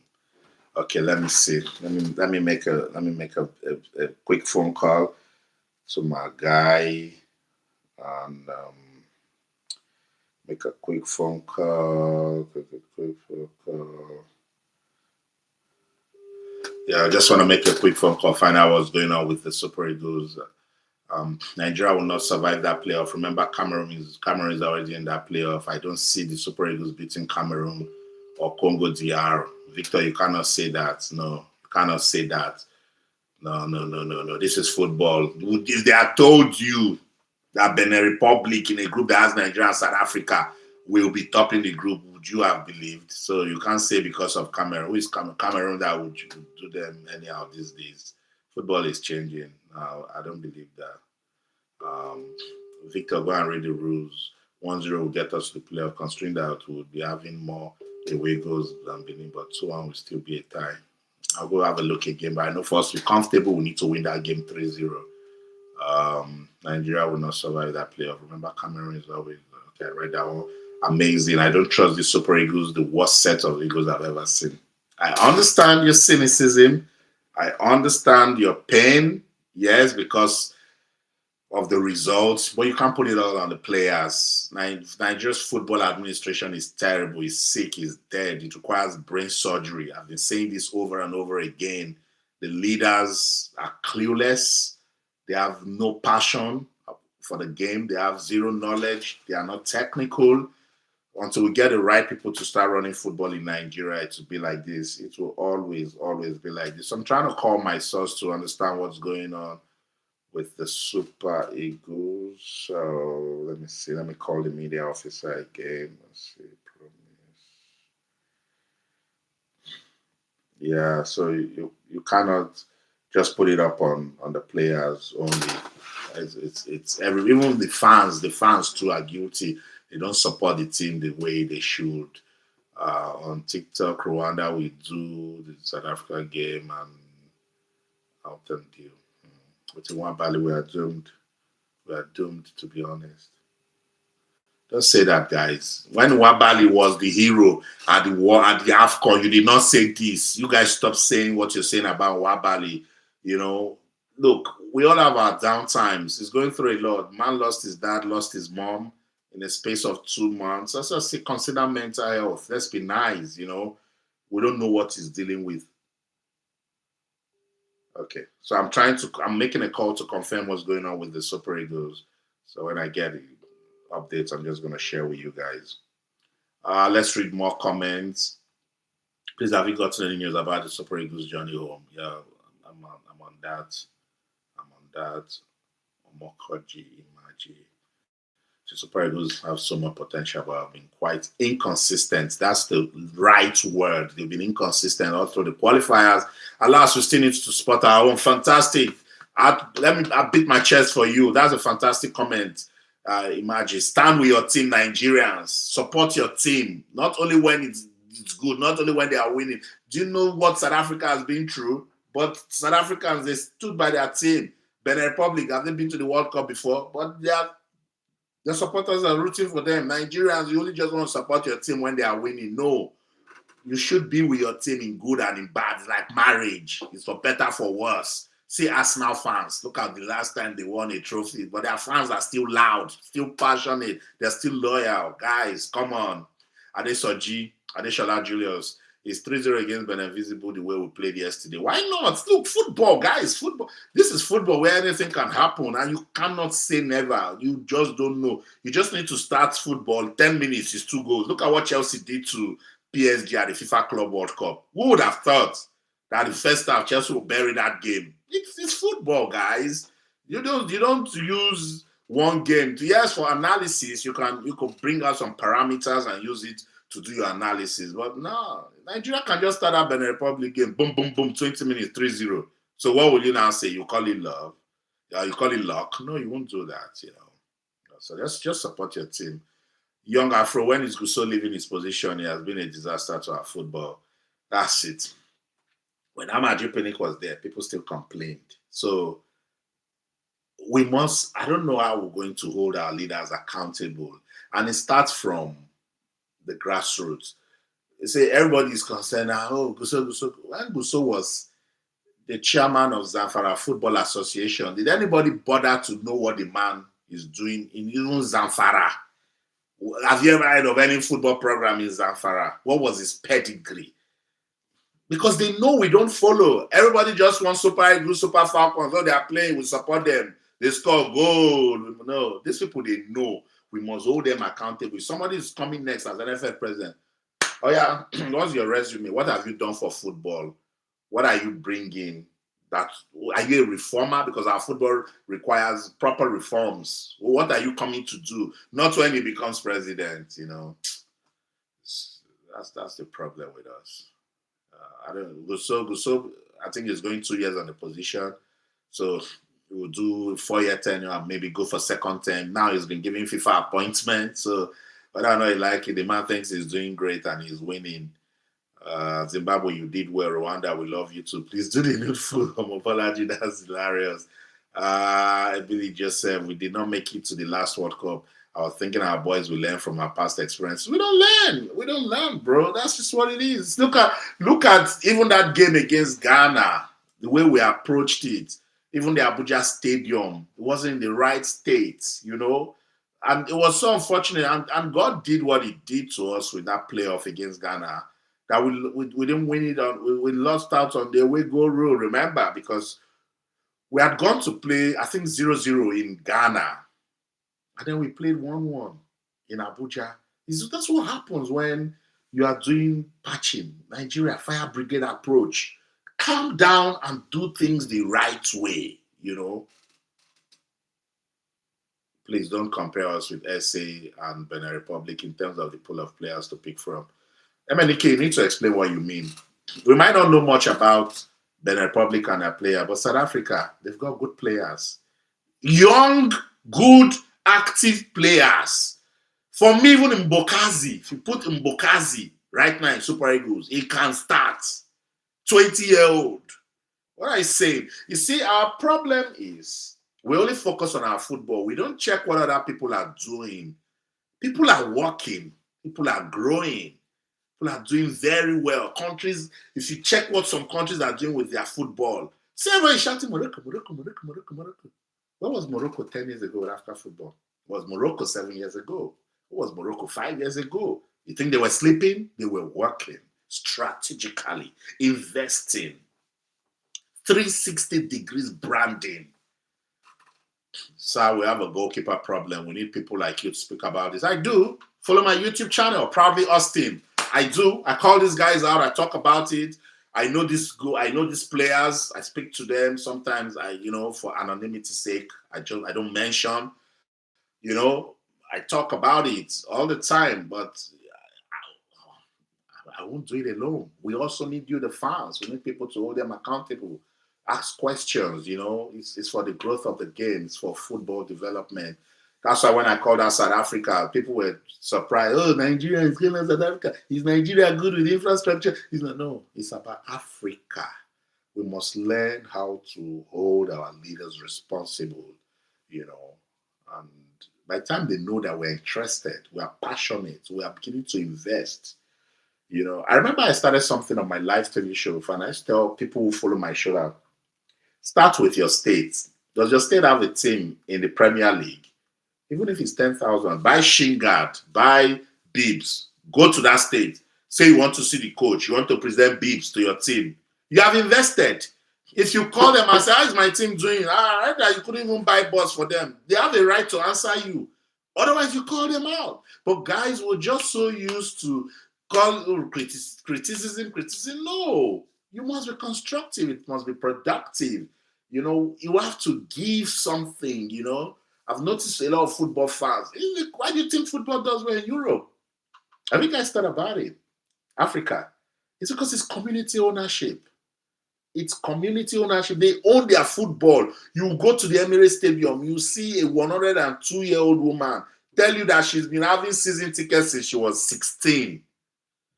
They support their football. They put money into it, time and money. Africa, we just put the show what is. Let's read more comments. You guys are you're keeping me here, but I love it. Okay, so I should do this again after Tuesday. We'll see. Let's see. I think Benin will be coming to park the bus and to catch. Yeah, it's what they've all been doing because they know that this Super Eagles team, they're not consistent. They don't have the winning mentality, and sometimes their character drops. So they wait and they catch them on the counter. If you check, that was what Lesotho was also trying to do until we made the error. If you check Rwanda, that game we won in Uyo, they were just waiting. They were doing the same thing. Back in the bus, let's see, they'll make mistake. That was what Zimbabwe did through that 1-1 in Uyo. And then, they catch us. You're very correct. That's why I said they need to show fire. This one is, the man who is on the ground fears no fall. Come out! Come out! Beat them silly. And then I used to tell my Super Eagles friends, as you're going to the AFCON in December, that is what you need. You need a big win that will make these fans support you during the AFCON. It's very, very important. But I just don't understand that character problem. That character problem.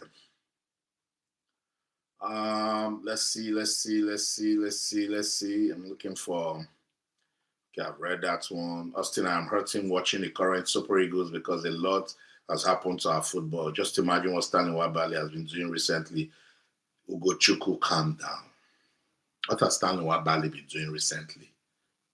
Is he not human? Can't he make errors? What about what he did for you at the last AFCON? What about the save he made against South Africa in Bloemfontein?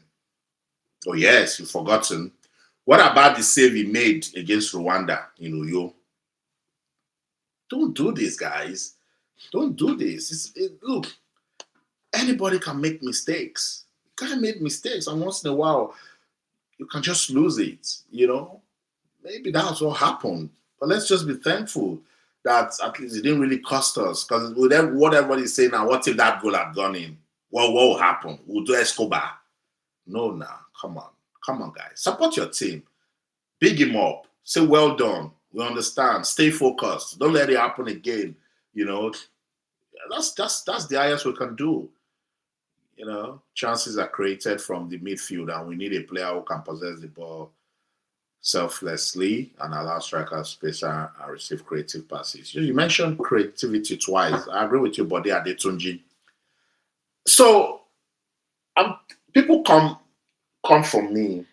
Even his dad has asked me one time, why do I always criticize his son? I think Alex Iwobi needs to do more for our team. He's a good player. He's fantastic. I see him run the park. There's just something about when he's playing in Africa. I remember Alex Iwobi 2018, 2019. I don't know whether it's COVID or something that happened. Because he's a good player. He's that creative edge that is missing. To be able to call players to you, even if it's one player, that means you have the advantage. Now, that was what Osimhen did before playing that pass. He didn't just receive the ball. He could have gone for the run and the kill. He called the defender. Now you've taken one man out. The other one must keep line with this guy that you've taken off. And then he played the pass to Akwa Adams. Akwa Adams still took out one man before he shot.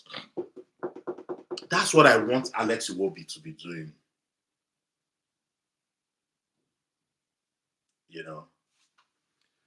That's what I want Alex Iwobi to be doing.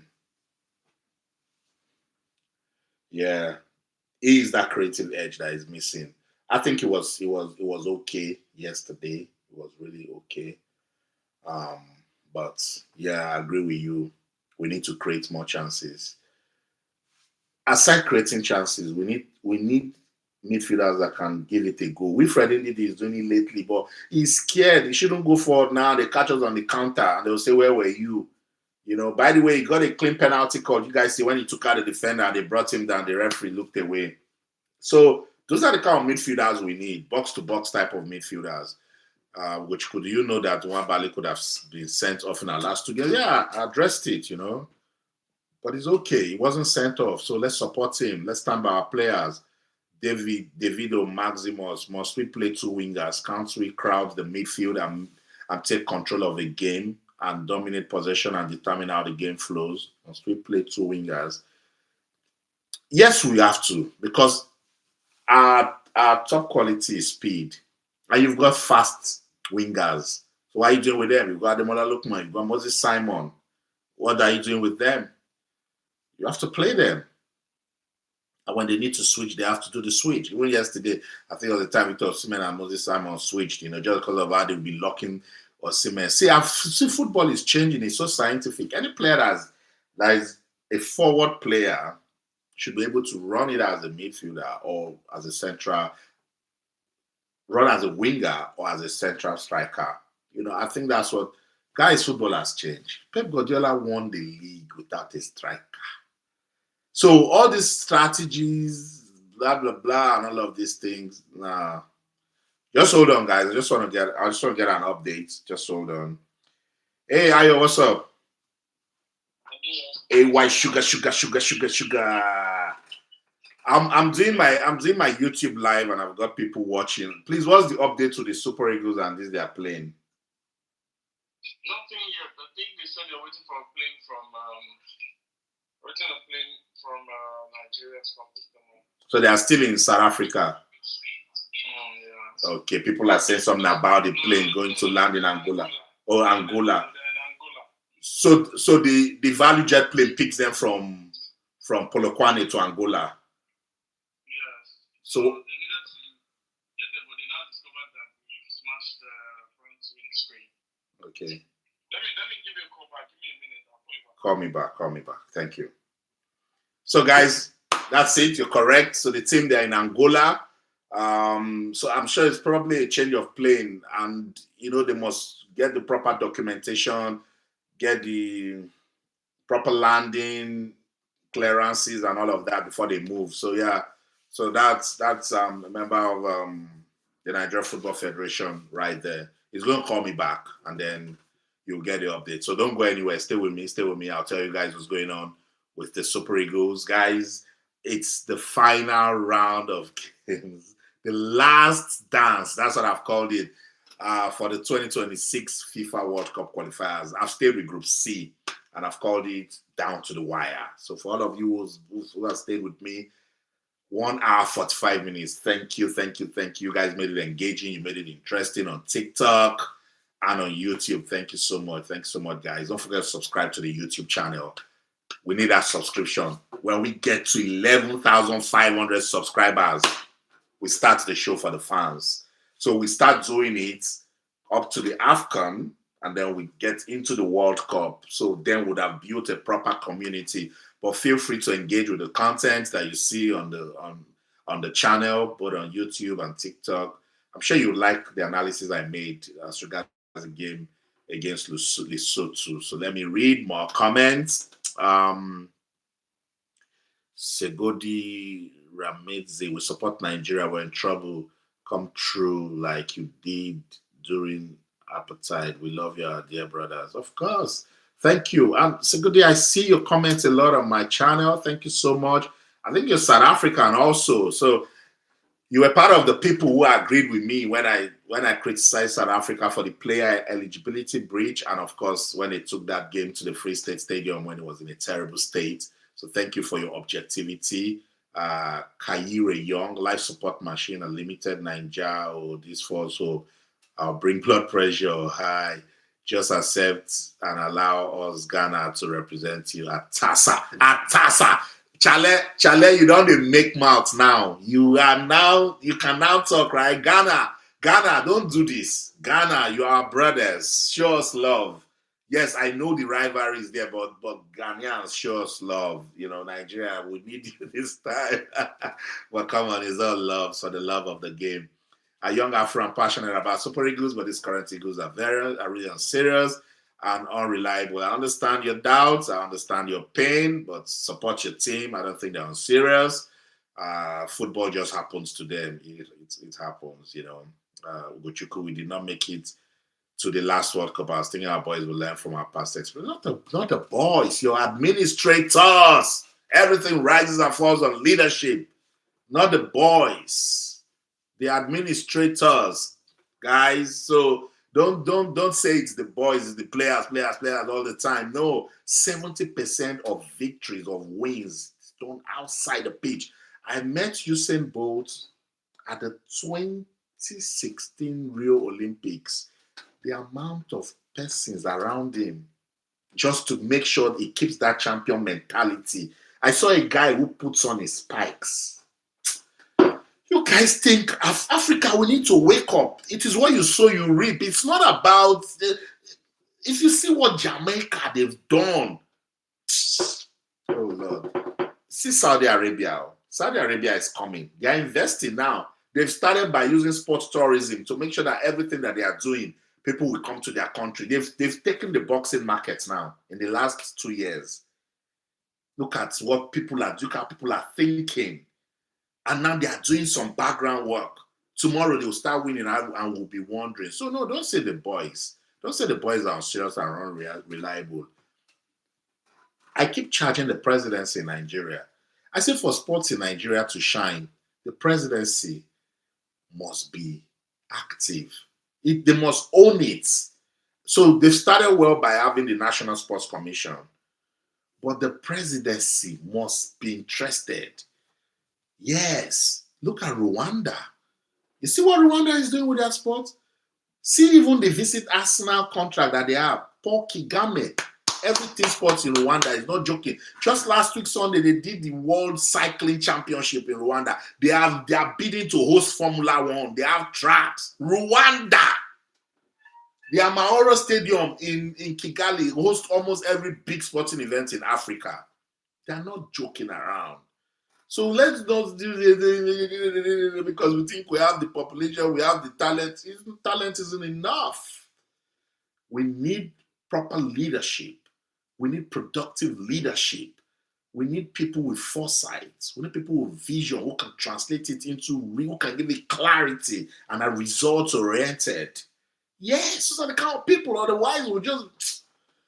I keep saying this thing over and over again, and it's just so tiring. Ayodele, Nigeria to win and Rwanda to beat South Africa. I'm sure you're saying that with all the faith that you have, and I say amen. And I'm sure a lot of Nigerians on this live, they're also saying amen to that. The enlightened past, I think Benin will be coming to park the bus and to catch Eagles on the counter. Yeah, but we need to find a way to make sure that that doesn't happen. Let me see. It will not be easy. Billy Ugochukwu, just imagine how under 20 was destroyed against Argentina. What do you expect? Argentina 6-time under 20 champions, and Argentina does so much for grassroots football. What do we do with our own football? What do we do at the grassroots level? Now, because of the WAFU B format, our under 17 can't even qualify for the World Cup again 3 times in a row. So that means in Africa, we're not even doing just enough to finish in the first 2, because it's the first 2 teams that goes to the CAF under 17 AFCON. I fault that 100%. I still think they should do the home and away format. We do it with women's football and there's no problem. So whoever brought this format of this competition and saying only the first 2 teams from the zonal qualifiers will go is a big problem. But it's a testament of our football. That's the current state of our football, that under 17 championship at the WAFU level, our boys can't even make it to the final. Then it's a problem 3 times in a row. So it means no progression. We're not building. And I've always said this, you guys are quick to say, oh, one player is doing well in Atalanta. One player is doing well in Europe. As long as you keep carrying all these boys who are born abroad to come and play Nigeria, your NFF will not do anything back home. You're not going to have any homegrown talent. They will just leave the structures to Europe and say, oh, we'll call these guys to come and play. I just told you, go and look at the squad South Africa called. The 23 players, 19 home-based. Yes. Go and look at Egypt, look at Algeria, look at Tunisia. Look at countries who are serious. We're building. We don't build, we just like results. That's our major problem. We don't think long term. Now. That's what we want. And that's our big problem as Nigerians. Similarly, Rwanda is really coming to win the game or eventually draw the match. Okay, we'll see. But South Africa, don't forget they are wounded now. So Adama Ogu, Wabali is consistent and reliable. I totally agree. Wabali is reliable. Wabali is a fantastic goalkeeper. We all have our down moments, so nobody should pull him down anymore. Just support him. He's still our number 1 goalkeeper. Ogedengbe Victor, Italy are on the verge of missing out on another World Cup. Do they have football admin problem too? That's an important question. But you cannot compare the structures that you have to that of Italy. Italy missed out of the World Cup in 2022, yeah? But who won the Euros after? They did, you see? So these people think long term. These people are not scared of building because, they've got history on their side. So we cannot use that Italy model for our own model, because this is Europe, where Bosnia or Montenegro or North Macedonia can go and beat Italy. but they don't care. Their structures remain the structures. But if Lesotho beats you, it's a problem because you have 99.6% of your team playing in Europe. So it's Lesotho that they are just scrapping the surface to stay as a football playing nation. You can't compare, Victor. That's the problem. You cannot compare. Victor, why do we blame administration all the time? South Africa FA has got the best administration in Africa. The last time they qualified when they hosted it. You can't say that. We know why we are blaming that. South Africa's football is shining. It has productivity. The PSL has money. What's your football at home? Is it the players that is making your league terrible? Is it the players that are not building good infrastructure? Is it the players that don't make sure there's good welfare? Victor, come on. Everything rises and falls on leadership. Whatever you say about South Africa, their football isn't bad. They've closed the gap on Nigeria big time. They were not terrible at the last AFCON. South Africa now don't even struggle to qualify for competitions anymore. So with the World Cup, we know what is going on. That when it's just 5 teams from Africa, it is tough. But now it is 10, and they have a better qualification run than yours. So don't come here and do no, Victor. Victor, you see, this is the problem. If we keep finding a way to say administration is not the problem, then where do you want to put it? Are you proud of the people administering sports in Nigeria? Are you? Come on, bro. Come on, let's not go there. I know what we're talking about. Adama, we need to have the right leadership for Nigerian football. For example, why were we denied the expertise of Manuel Amunike as a coach of Super Eagles? Well, if 10 people apply for a job and they need to take one person, only one person will get it. So at the time Amunike was in contention, the NFF thought Finidi George would have been better because he was assistant to Jose Pizarro. So they had a bit of continuity in mind in considering Finidi George over Emmanuel Amunike. And I think that was it. Lord Mayor, guys, please subscribe to the channel if you love us. Thank you. So guys, I re-echo that. Subscribe to the channel if you love us. Ayodele Akinko, our players need to be more aggressive, focused, take their chances, and also keep the ball better when required, as they do in the various clubs abroad. True. But in Africa's football is different. It's not the same with European football.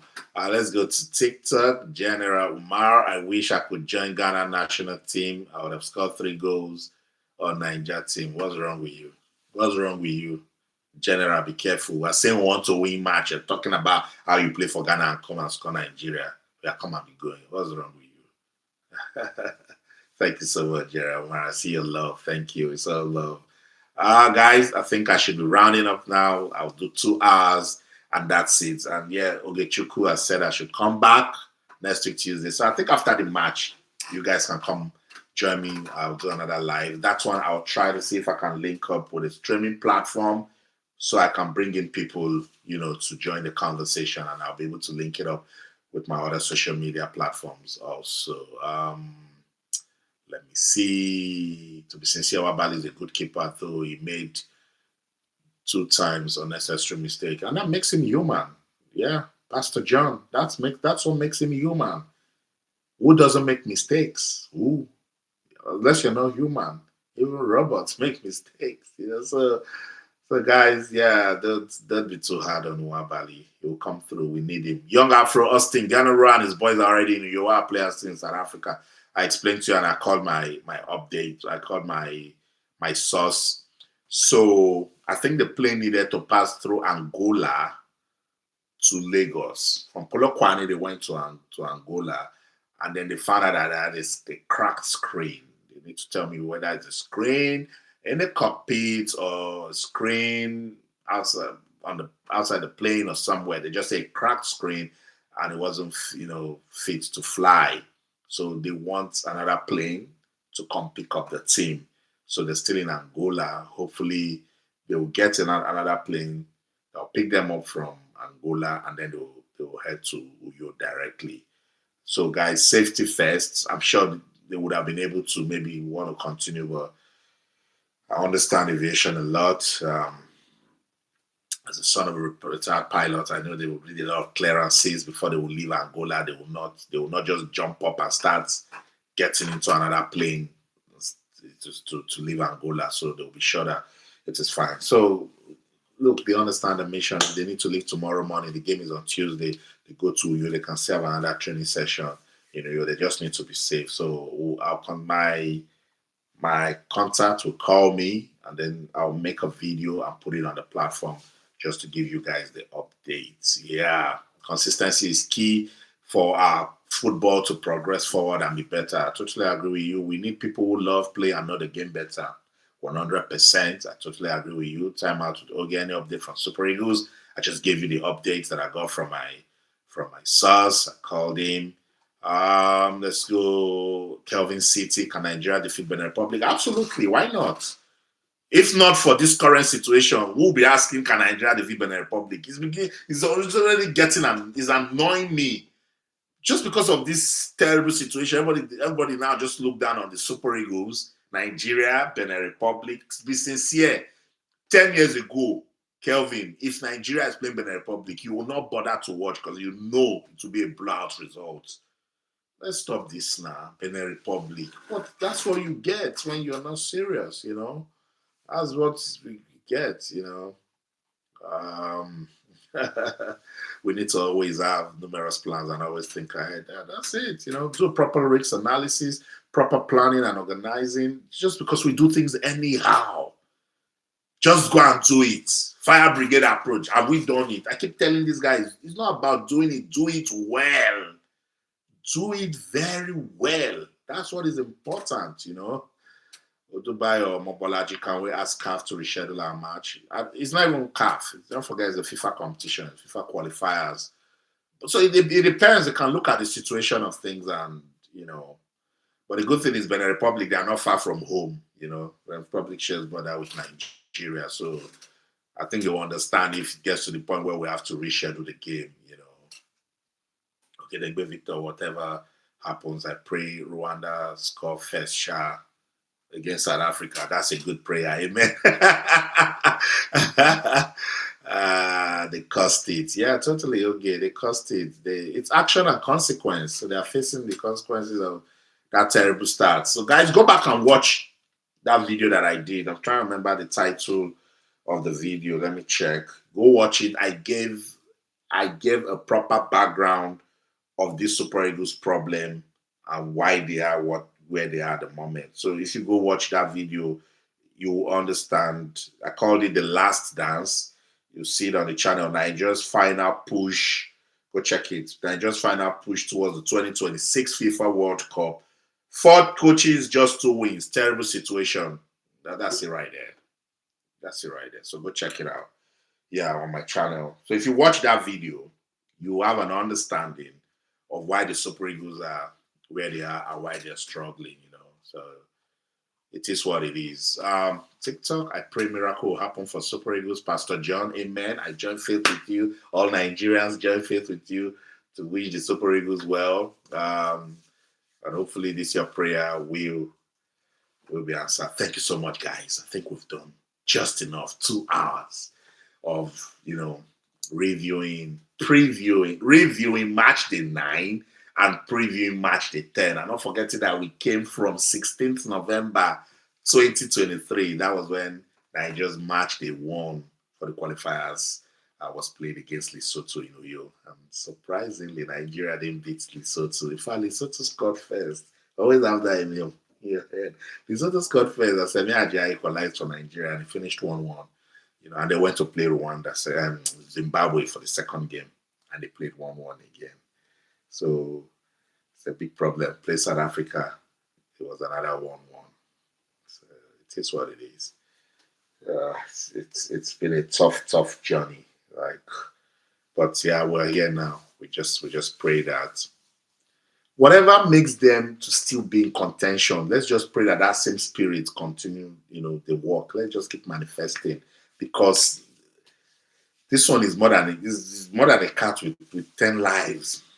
Because I have closed shop right from March the 6th. I keep saying it, Yeah, Calvin City, because it pisses me off why some Nigerians are saying they want to support Benin Republic simply because they want South Africa out. What would you have done, Calvin? What would you have done? What would you have done? Supporting Benin Republic. So if Nigeria beat Benin Republic and Nigerians are rooting for Rwanda to beat South Africa, it's advantage Nigeria. Because if Rwanda beats South Africa, Nigeria beats Benin Republic, Nigeria will qualify. So you cannot blame Nigerians for thinking that way. It's interest, bro. So I don't know. I don't know. What would you have done? What would Jesus do? Support his people, and that's what they're doing. All right, guys. This has been so much fun. 2 hours of my time talking about football in Africa. I hope you like it. I hope you've enjoyed yourself. I hope I've been able to make you understand what's going on with Nigeria and the World Cup qualifiers. I hope I've been able to make you understand why the Group C race for the ticket to the World Cup in 2026 is going down the wire. I hope South Africans don't see that it's all beef for them. It's all love on my side. I hope Benin Republic and their people get to appreciate the appreciation I have for their football development. And see, guys, it's all love. This is good for football, development in Africa.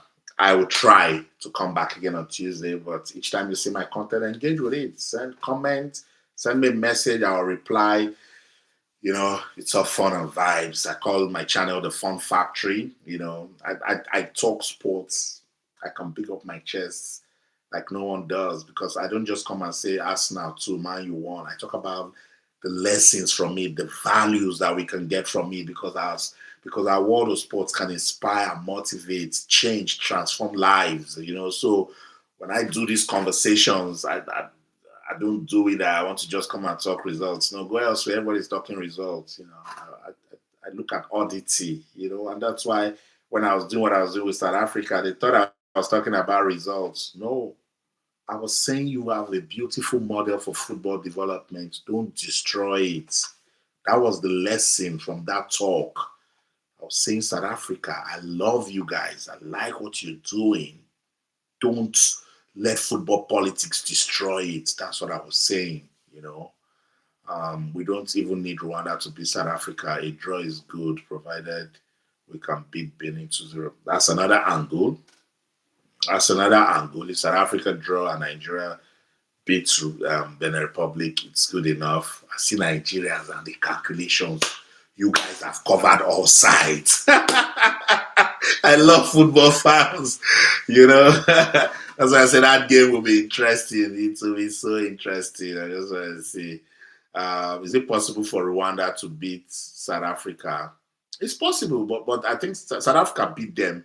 South Africa beat Rwanda in Kigali. That was one of their statement win for them. So just want to confirm that again with that result. But I know South Africa did just enough against Rwanda in the first leg. And then South Africa, Nigeria. Yeah, South Africa. Oh no. Rwanda beat South Africa 2-0, 21st November 2023. Rwanda 2, South Africa 0. Yeah, thank you, Victor. Yeah, that's it. I had to go confirm. So Rwanda want to keep bragging rights. And look, sincerely, they are Mavubis.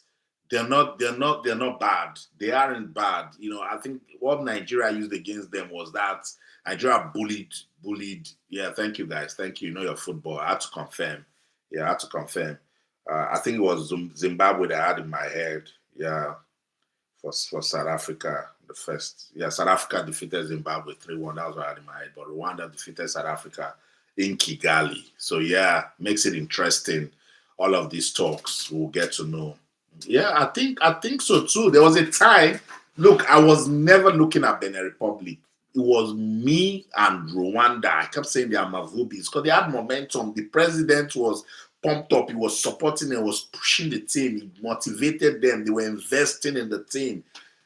Because Paul Kagame understands this football business now. So he knows what he's going to do for his country if they go to the World Cup. So he wasn't playing with it. That's what I'm saying for our football to change. President Bola Tinubu goes beyond saying $100,000 when people win. No, we have to build structures, systems. I was with the leadership of the NSC when they came to London to bid for the 2030 Commonwealth Games. And I keep saying to them that, look, sports is not a product. It starts first as a service, and then it gets into community initiatives, programs. And then it will now stand as business. You can now start building things from it. But we learn. Look at South Sudan and what they're doing with their basketball now. Everyone is surprised. Not just the men, men and women. Before they started doing well as a country, they were exporting basketballers now.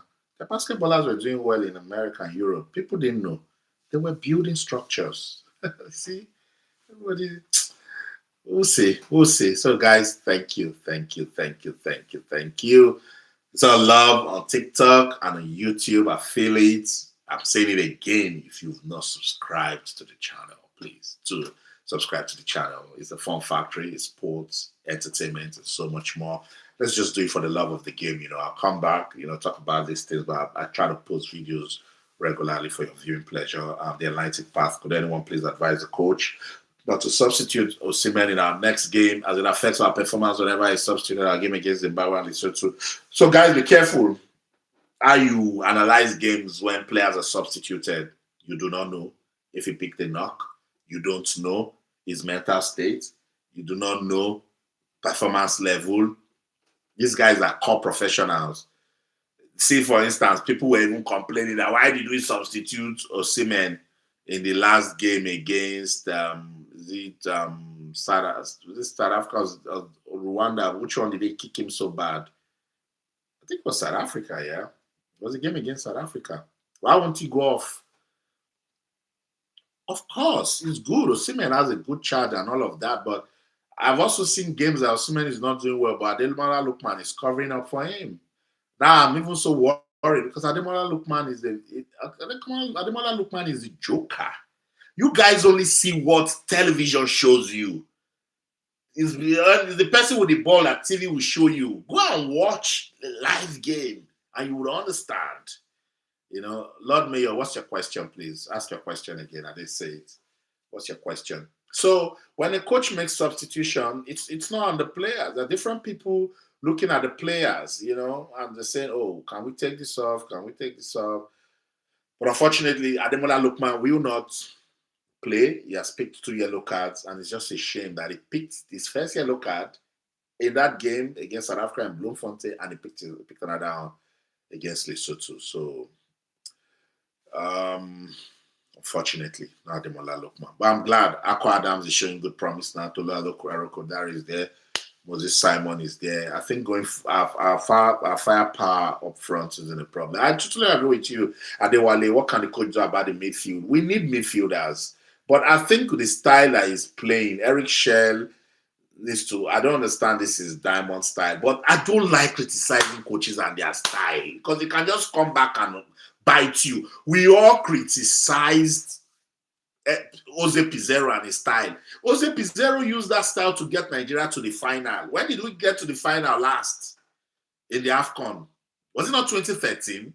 Jose Pizarro came and used a pack the boss kind of style, choked the midfield, and we were winning 1-0, 2-1, 1-0, 2-1. We got to the final. If he had used that style to win the AFCON, who would have blamed him and the style? So leave coaches and their style. But I totally agree with you. We need midfielders. We need midfielders. I think it's not about that we need midfielders, actually. We need productive midfielders. Let's imagine that Alex Iwobi is playing to the standard I would expect him to play. There's Alex Iwobi, there's Wilfred Ndidi, there's Alassane Yusuf, there's Ralph Onyedika, there's Frank Onyeka. Now we have Chris Santos Uche. These guys are good midfielders. They are good midfielders. We just need to have a coach who will be able to get them to play the kind of football that they play in Europe.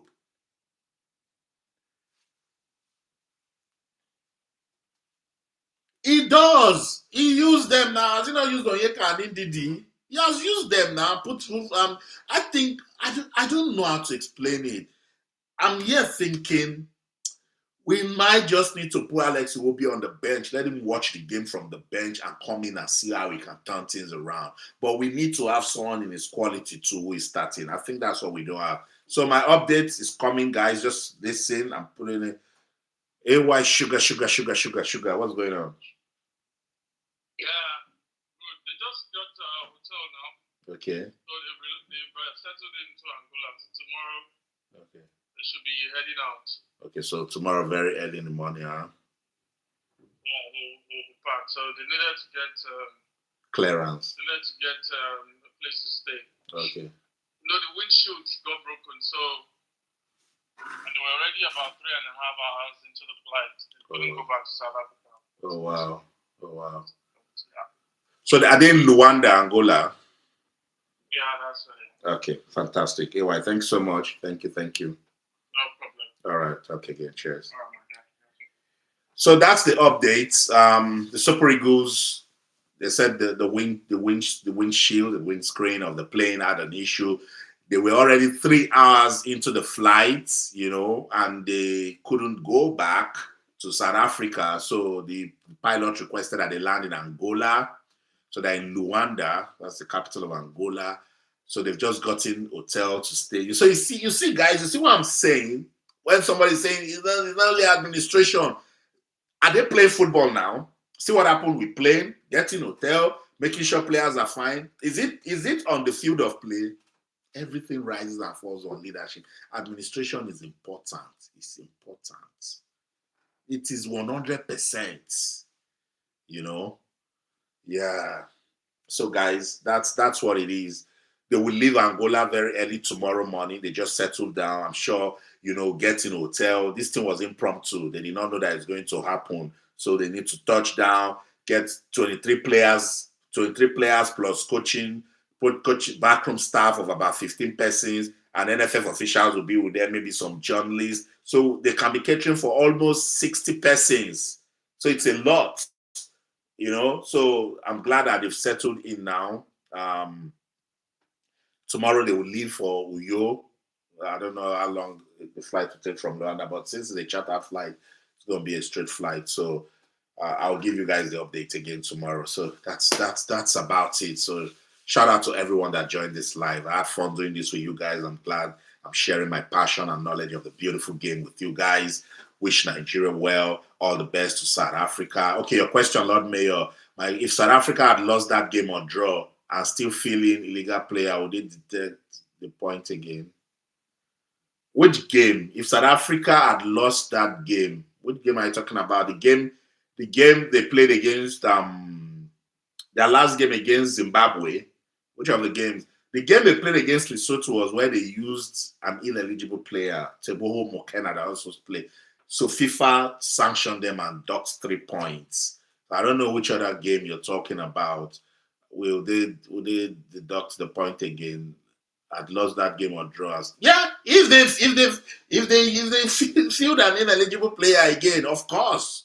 FIFA, look, player eligibility breach is a no. A player is suspended, he's not supposed to play. You now go and play that player. That's what?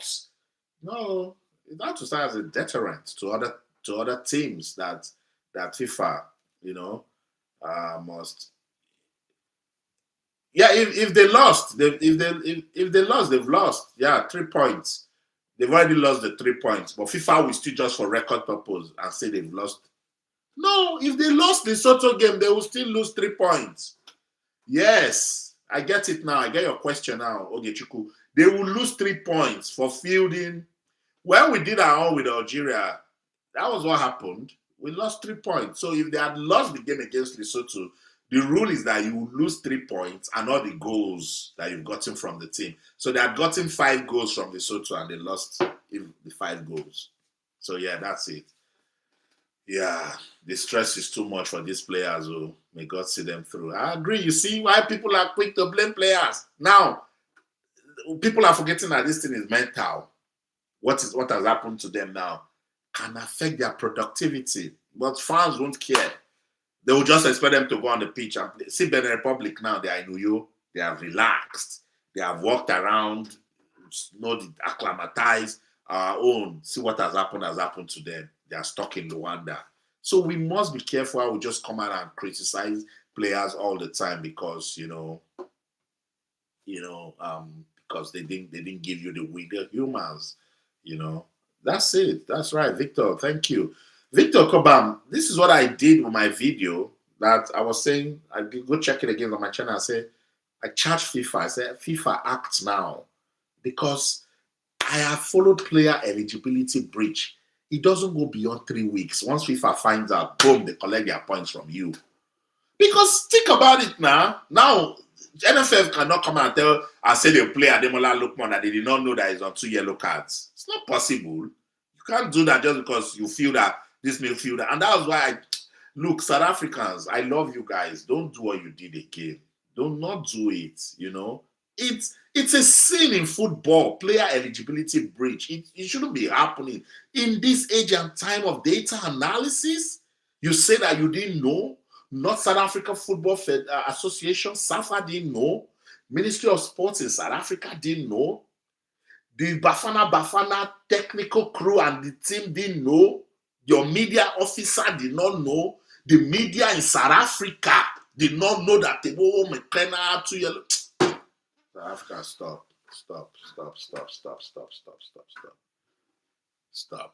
I love you guys too much. I don't want to discuss that again.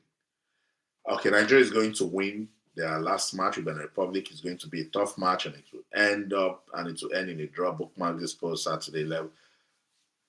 You don't even have proper name. HBTSSHDRVR. What's your name first, and where are you from? Why are you not wishing Nigeria well? What's your problem? What did we do to you? Just show love. It's their last game. Why can't they win? What's wrong with Nigeria winning that match? You come here now to come and be talking. Adewale Anisu, please, I have tried my best not to talk about this Eritrea route. It's possible. I don't know if FIFA wants to go to that route. It's okay. It's the rules. CAF has already come out to say if FIFA approves it, this is it, what it means. Eritrea is out, but the bottom teams, they will all lose their points. So, for instance, Zimbabwe is bottom of our group. If we're going to the Eritrea route, South Africa will lose 6 points because they got 6 points from Zimbabwe. No, they will lose 4 points. We'll lose just 2 points because we played draw. So it seems like a blessing in disguise. But I don't want to talk about that Eritrea. I've tried my best to ignore it. No. We've been through so much stress. HBDSS, we already saw your message. You are retracting it. God bless you for retracting it. So you come and say, God bless Nigeria now. Wish Nigeria well. Wish Nigeria all the best. So thank God I didn't bookmark your message because you've taken a lot. But your rules are funny. Yeah, I agree. Why South Africans are blaming Nigeria for the deduction? Let's assume Nigeria and Benin don't discover FIFA eventually deduct their points, right? That's what they didn't know. FIFA knew, but I also understand that skills negotiation and a lot of politics happen in world politics. A South African is the FIFA president, Patrice Motsepe. Whether or not they were talking in the background, I'm not alleging anything, but South Africa cannot tell me that. Do you know the sort of monitoring and supervision FIFA has got? You think it's joke? World football business, you guys think it's joke? They think South Africa, you think FIFA was not taking notes of every match that is played? You think they don't get proper reports? You think they don't do analysis? You think FIFA will not know that there were 2 yellow cards? You think the referees don't give their reports? So FIFA knew. Exactly. FIFA knew. Similarly, FIFA was definitely going to deduct those points from South Africa. So South Africa coming to say, oh, why is Nigeria pushing? Why is Nigeria pushing? Why would Nigeria push? Are we not in Group C? If you lose 3 points, it will be to our advantage. So when they were saying, why is Nigeria pushing? It was so funny. Why would Nigeria push? Why would Benin Republic push? If you lose points South Africa, it will be to our advantage. And that's why Nigeria was pushing. HBDSS, thank you. Say, well, I wish Nigeria well. Now, that's a good message. I'm going to bookmark that one. Thank you for wishing Nigeria well. Victor Koban, FIFA has already implemented it yesterday. The points were deducted on FIFA website yesterday on the runners-up ranking table. Okay. I said I don't want to talk about that one because I know what I know. I don't talk about that. I told South Africans, don't mind them. To me, guys, as long as I keep seeing you guys, I wouldn't want to end this live. I think I've tried. Let me go. Maybe I should do this tomorrow and do it again on Tuesday. So I'll do it tomorrow. The good thing is this video will be on the channel. So if you want to go watch it again, you can go watch it. It's just that I would have the luxury of inserting in the media, I'll call it B-roll, like let you see the match highlights and the rest. But by the time I start streaming with the streaming platform, I'll be able to insert all of those things. But as I said, I want to be sure that I've got the audience. So you guys subscribe. By the time I see the numbers grow, I'll now start doing that. Okay, Chuku, so is it that players don't know when they are ineligible so they can tell their management in case they forget? Look, players do so much. Maybe the player wouldn't even know. Maybe. From when they played Lesotho in March 2025, it was over a year ago. It was over a year ago. So how would the player know?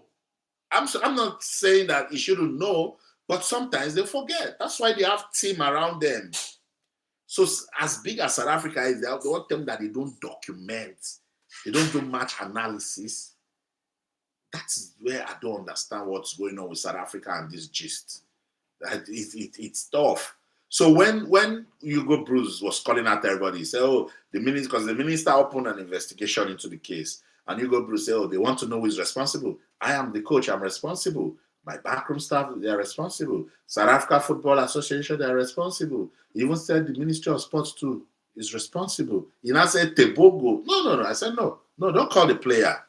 Don't. After every match, I know for sure the guy is my friend, the Super Eagles match analyst. He will come, he will say, Ademola Lookman, this is the amount of passes you made. Victor Osimhen, this is the amount of passes. Yellow cards, this person, you got yellow card, this one got yellow card, this player was substituted. He does everything, he tells it, and then they document it inside the Super Eagles team.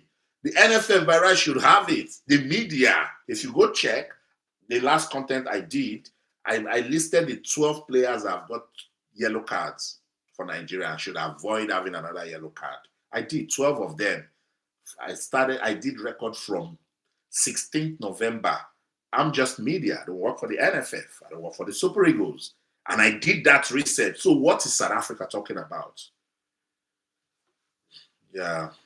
Okay, so I hope I've answered your question. So all my Nigeria brothers, Super Eagles are being very well treated here in Angola. Thank you so much, Navarro. Please take care of our players. Don't let your women go near them, please. They have a very serious assignment next week, Tuesday. Navarro, thank you. That's a good update. So to all my Nigeria brothers, the Super Eagles have been very well treated here in Angola. Thank you. On the table, Congo DR is on 13 points. Go Bams, I'm not doing this thing with you, please. I'm sorry. I'm not doing South Africa, they won't come out and say that they knew what they did. They just took their face off and like, they don't care. They're just going to do what they want to do, and they think that FIFA is scarf. No way. FIFA knew. FIFA was just waiting. So whoever stalled it, I'm just saying the politics that they did that was good to their favor. They stalled it. Whoever stalled it, whoever delayed it, whoever was doing the background talks that made sure that Nigeria played South Africa first in Bloemfontein before FIFA came with the verdict, that person is a true hero. That's the person who bought a vital lifeline for South Africa, because that was really good for them, you know. Felix Olashukwu, please, can our NFF investigate Nwabali for what? Investigate him for what? For what? I've told you guys, don't do this. Investigate him for what? Please. David Akpan, the Super Eagles win is in our hands, and we pray that God of football be on our side so that South Africa will draw their game, go Super Eagles. Amen, amen, amen. Even the stadium they used against Nigeria's game was planned. Of course, that one. No, don't go to my page, guys. Go and watch the video. I did not look back on South Africa. I don't think anybody wants to say because I'm from Nigeria, because I was disappointed that they took that vital, that important, that marketable African football match. Big game. They took it to a dead stadium because you're going to do antics, you're going to do politics. And now somebody is telling me that I'm blaming South Africa because I'm Nigerian. Well, you can say, no, that's not what you can say. You can do better. So, guys, Thank you enough. Thank you, thank you, thank you, thank you, thank you, thank you. Don't forget once again, subscribe to the channel, like, comment on the content, share. Let me see. Okay, the link of that video. Let me see if I can see it. But I don't want to go. I don't want to go out of this page because of the live stuff that I'm doing. Let me see if I can, so you guys can watch it. Particularly the one that I also told South Africa. I said, South Africa, do not appeal that FIFA's whatever that they give to you, that sanction, because they said they were going to appeal it. I said, South Africa, don't appeal it. That thing is complete destruction. Don't do it. I want them. But in the media, they did not stop. They kept pushing and pushing, and now they couldn't beat. They couldn't beat. What's the name? Zimbabwe in a crucial game. See, that's what I was saying. So South Africa, don't do it. I want them, but they weren't listening. So I've dropped one of the link to that conversation. So guys, have a look. I'm just going to be dropping all of them so you can see it and have an understanding. But the one I really want you guys to watch is the one where I did the breakdown of, okay, I think he's win at all costs.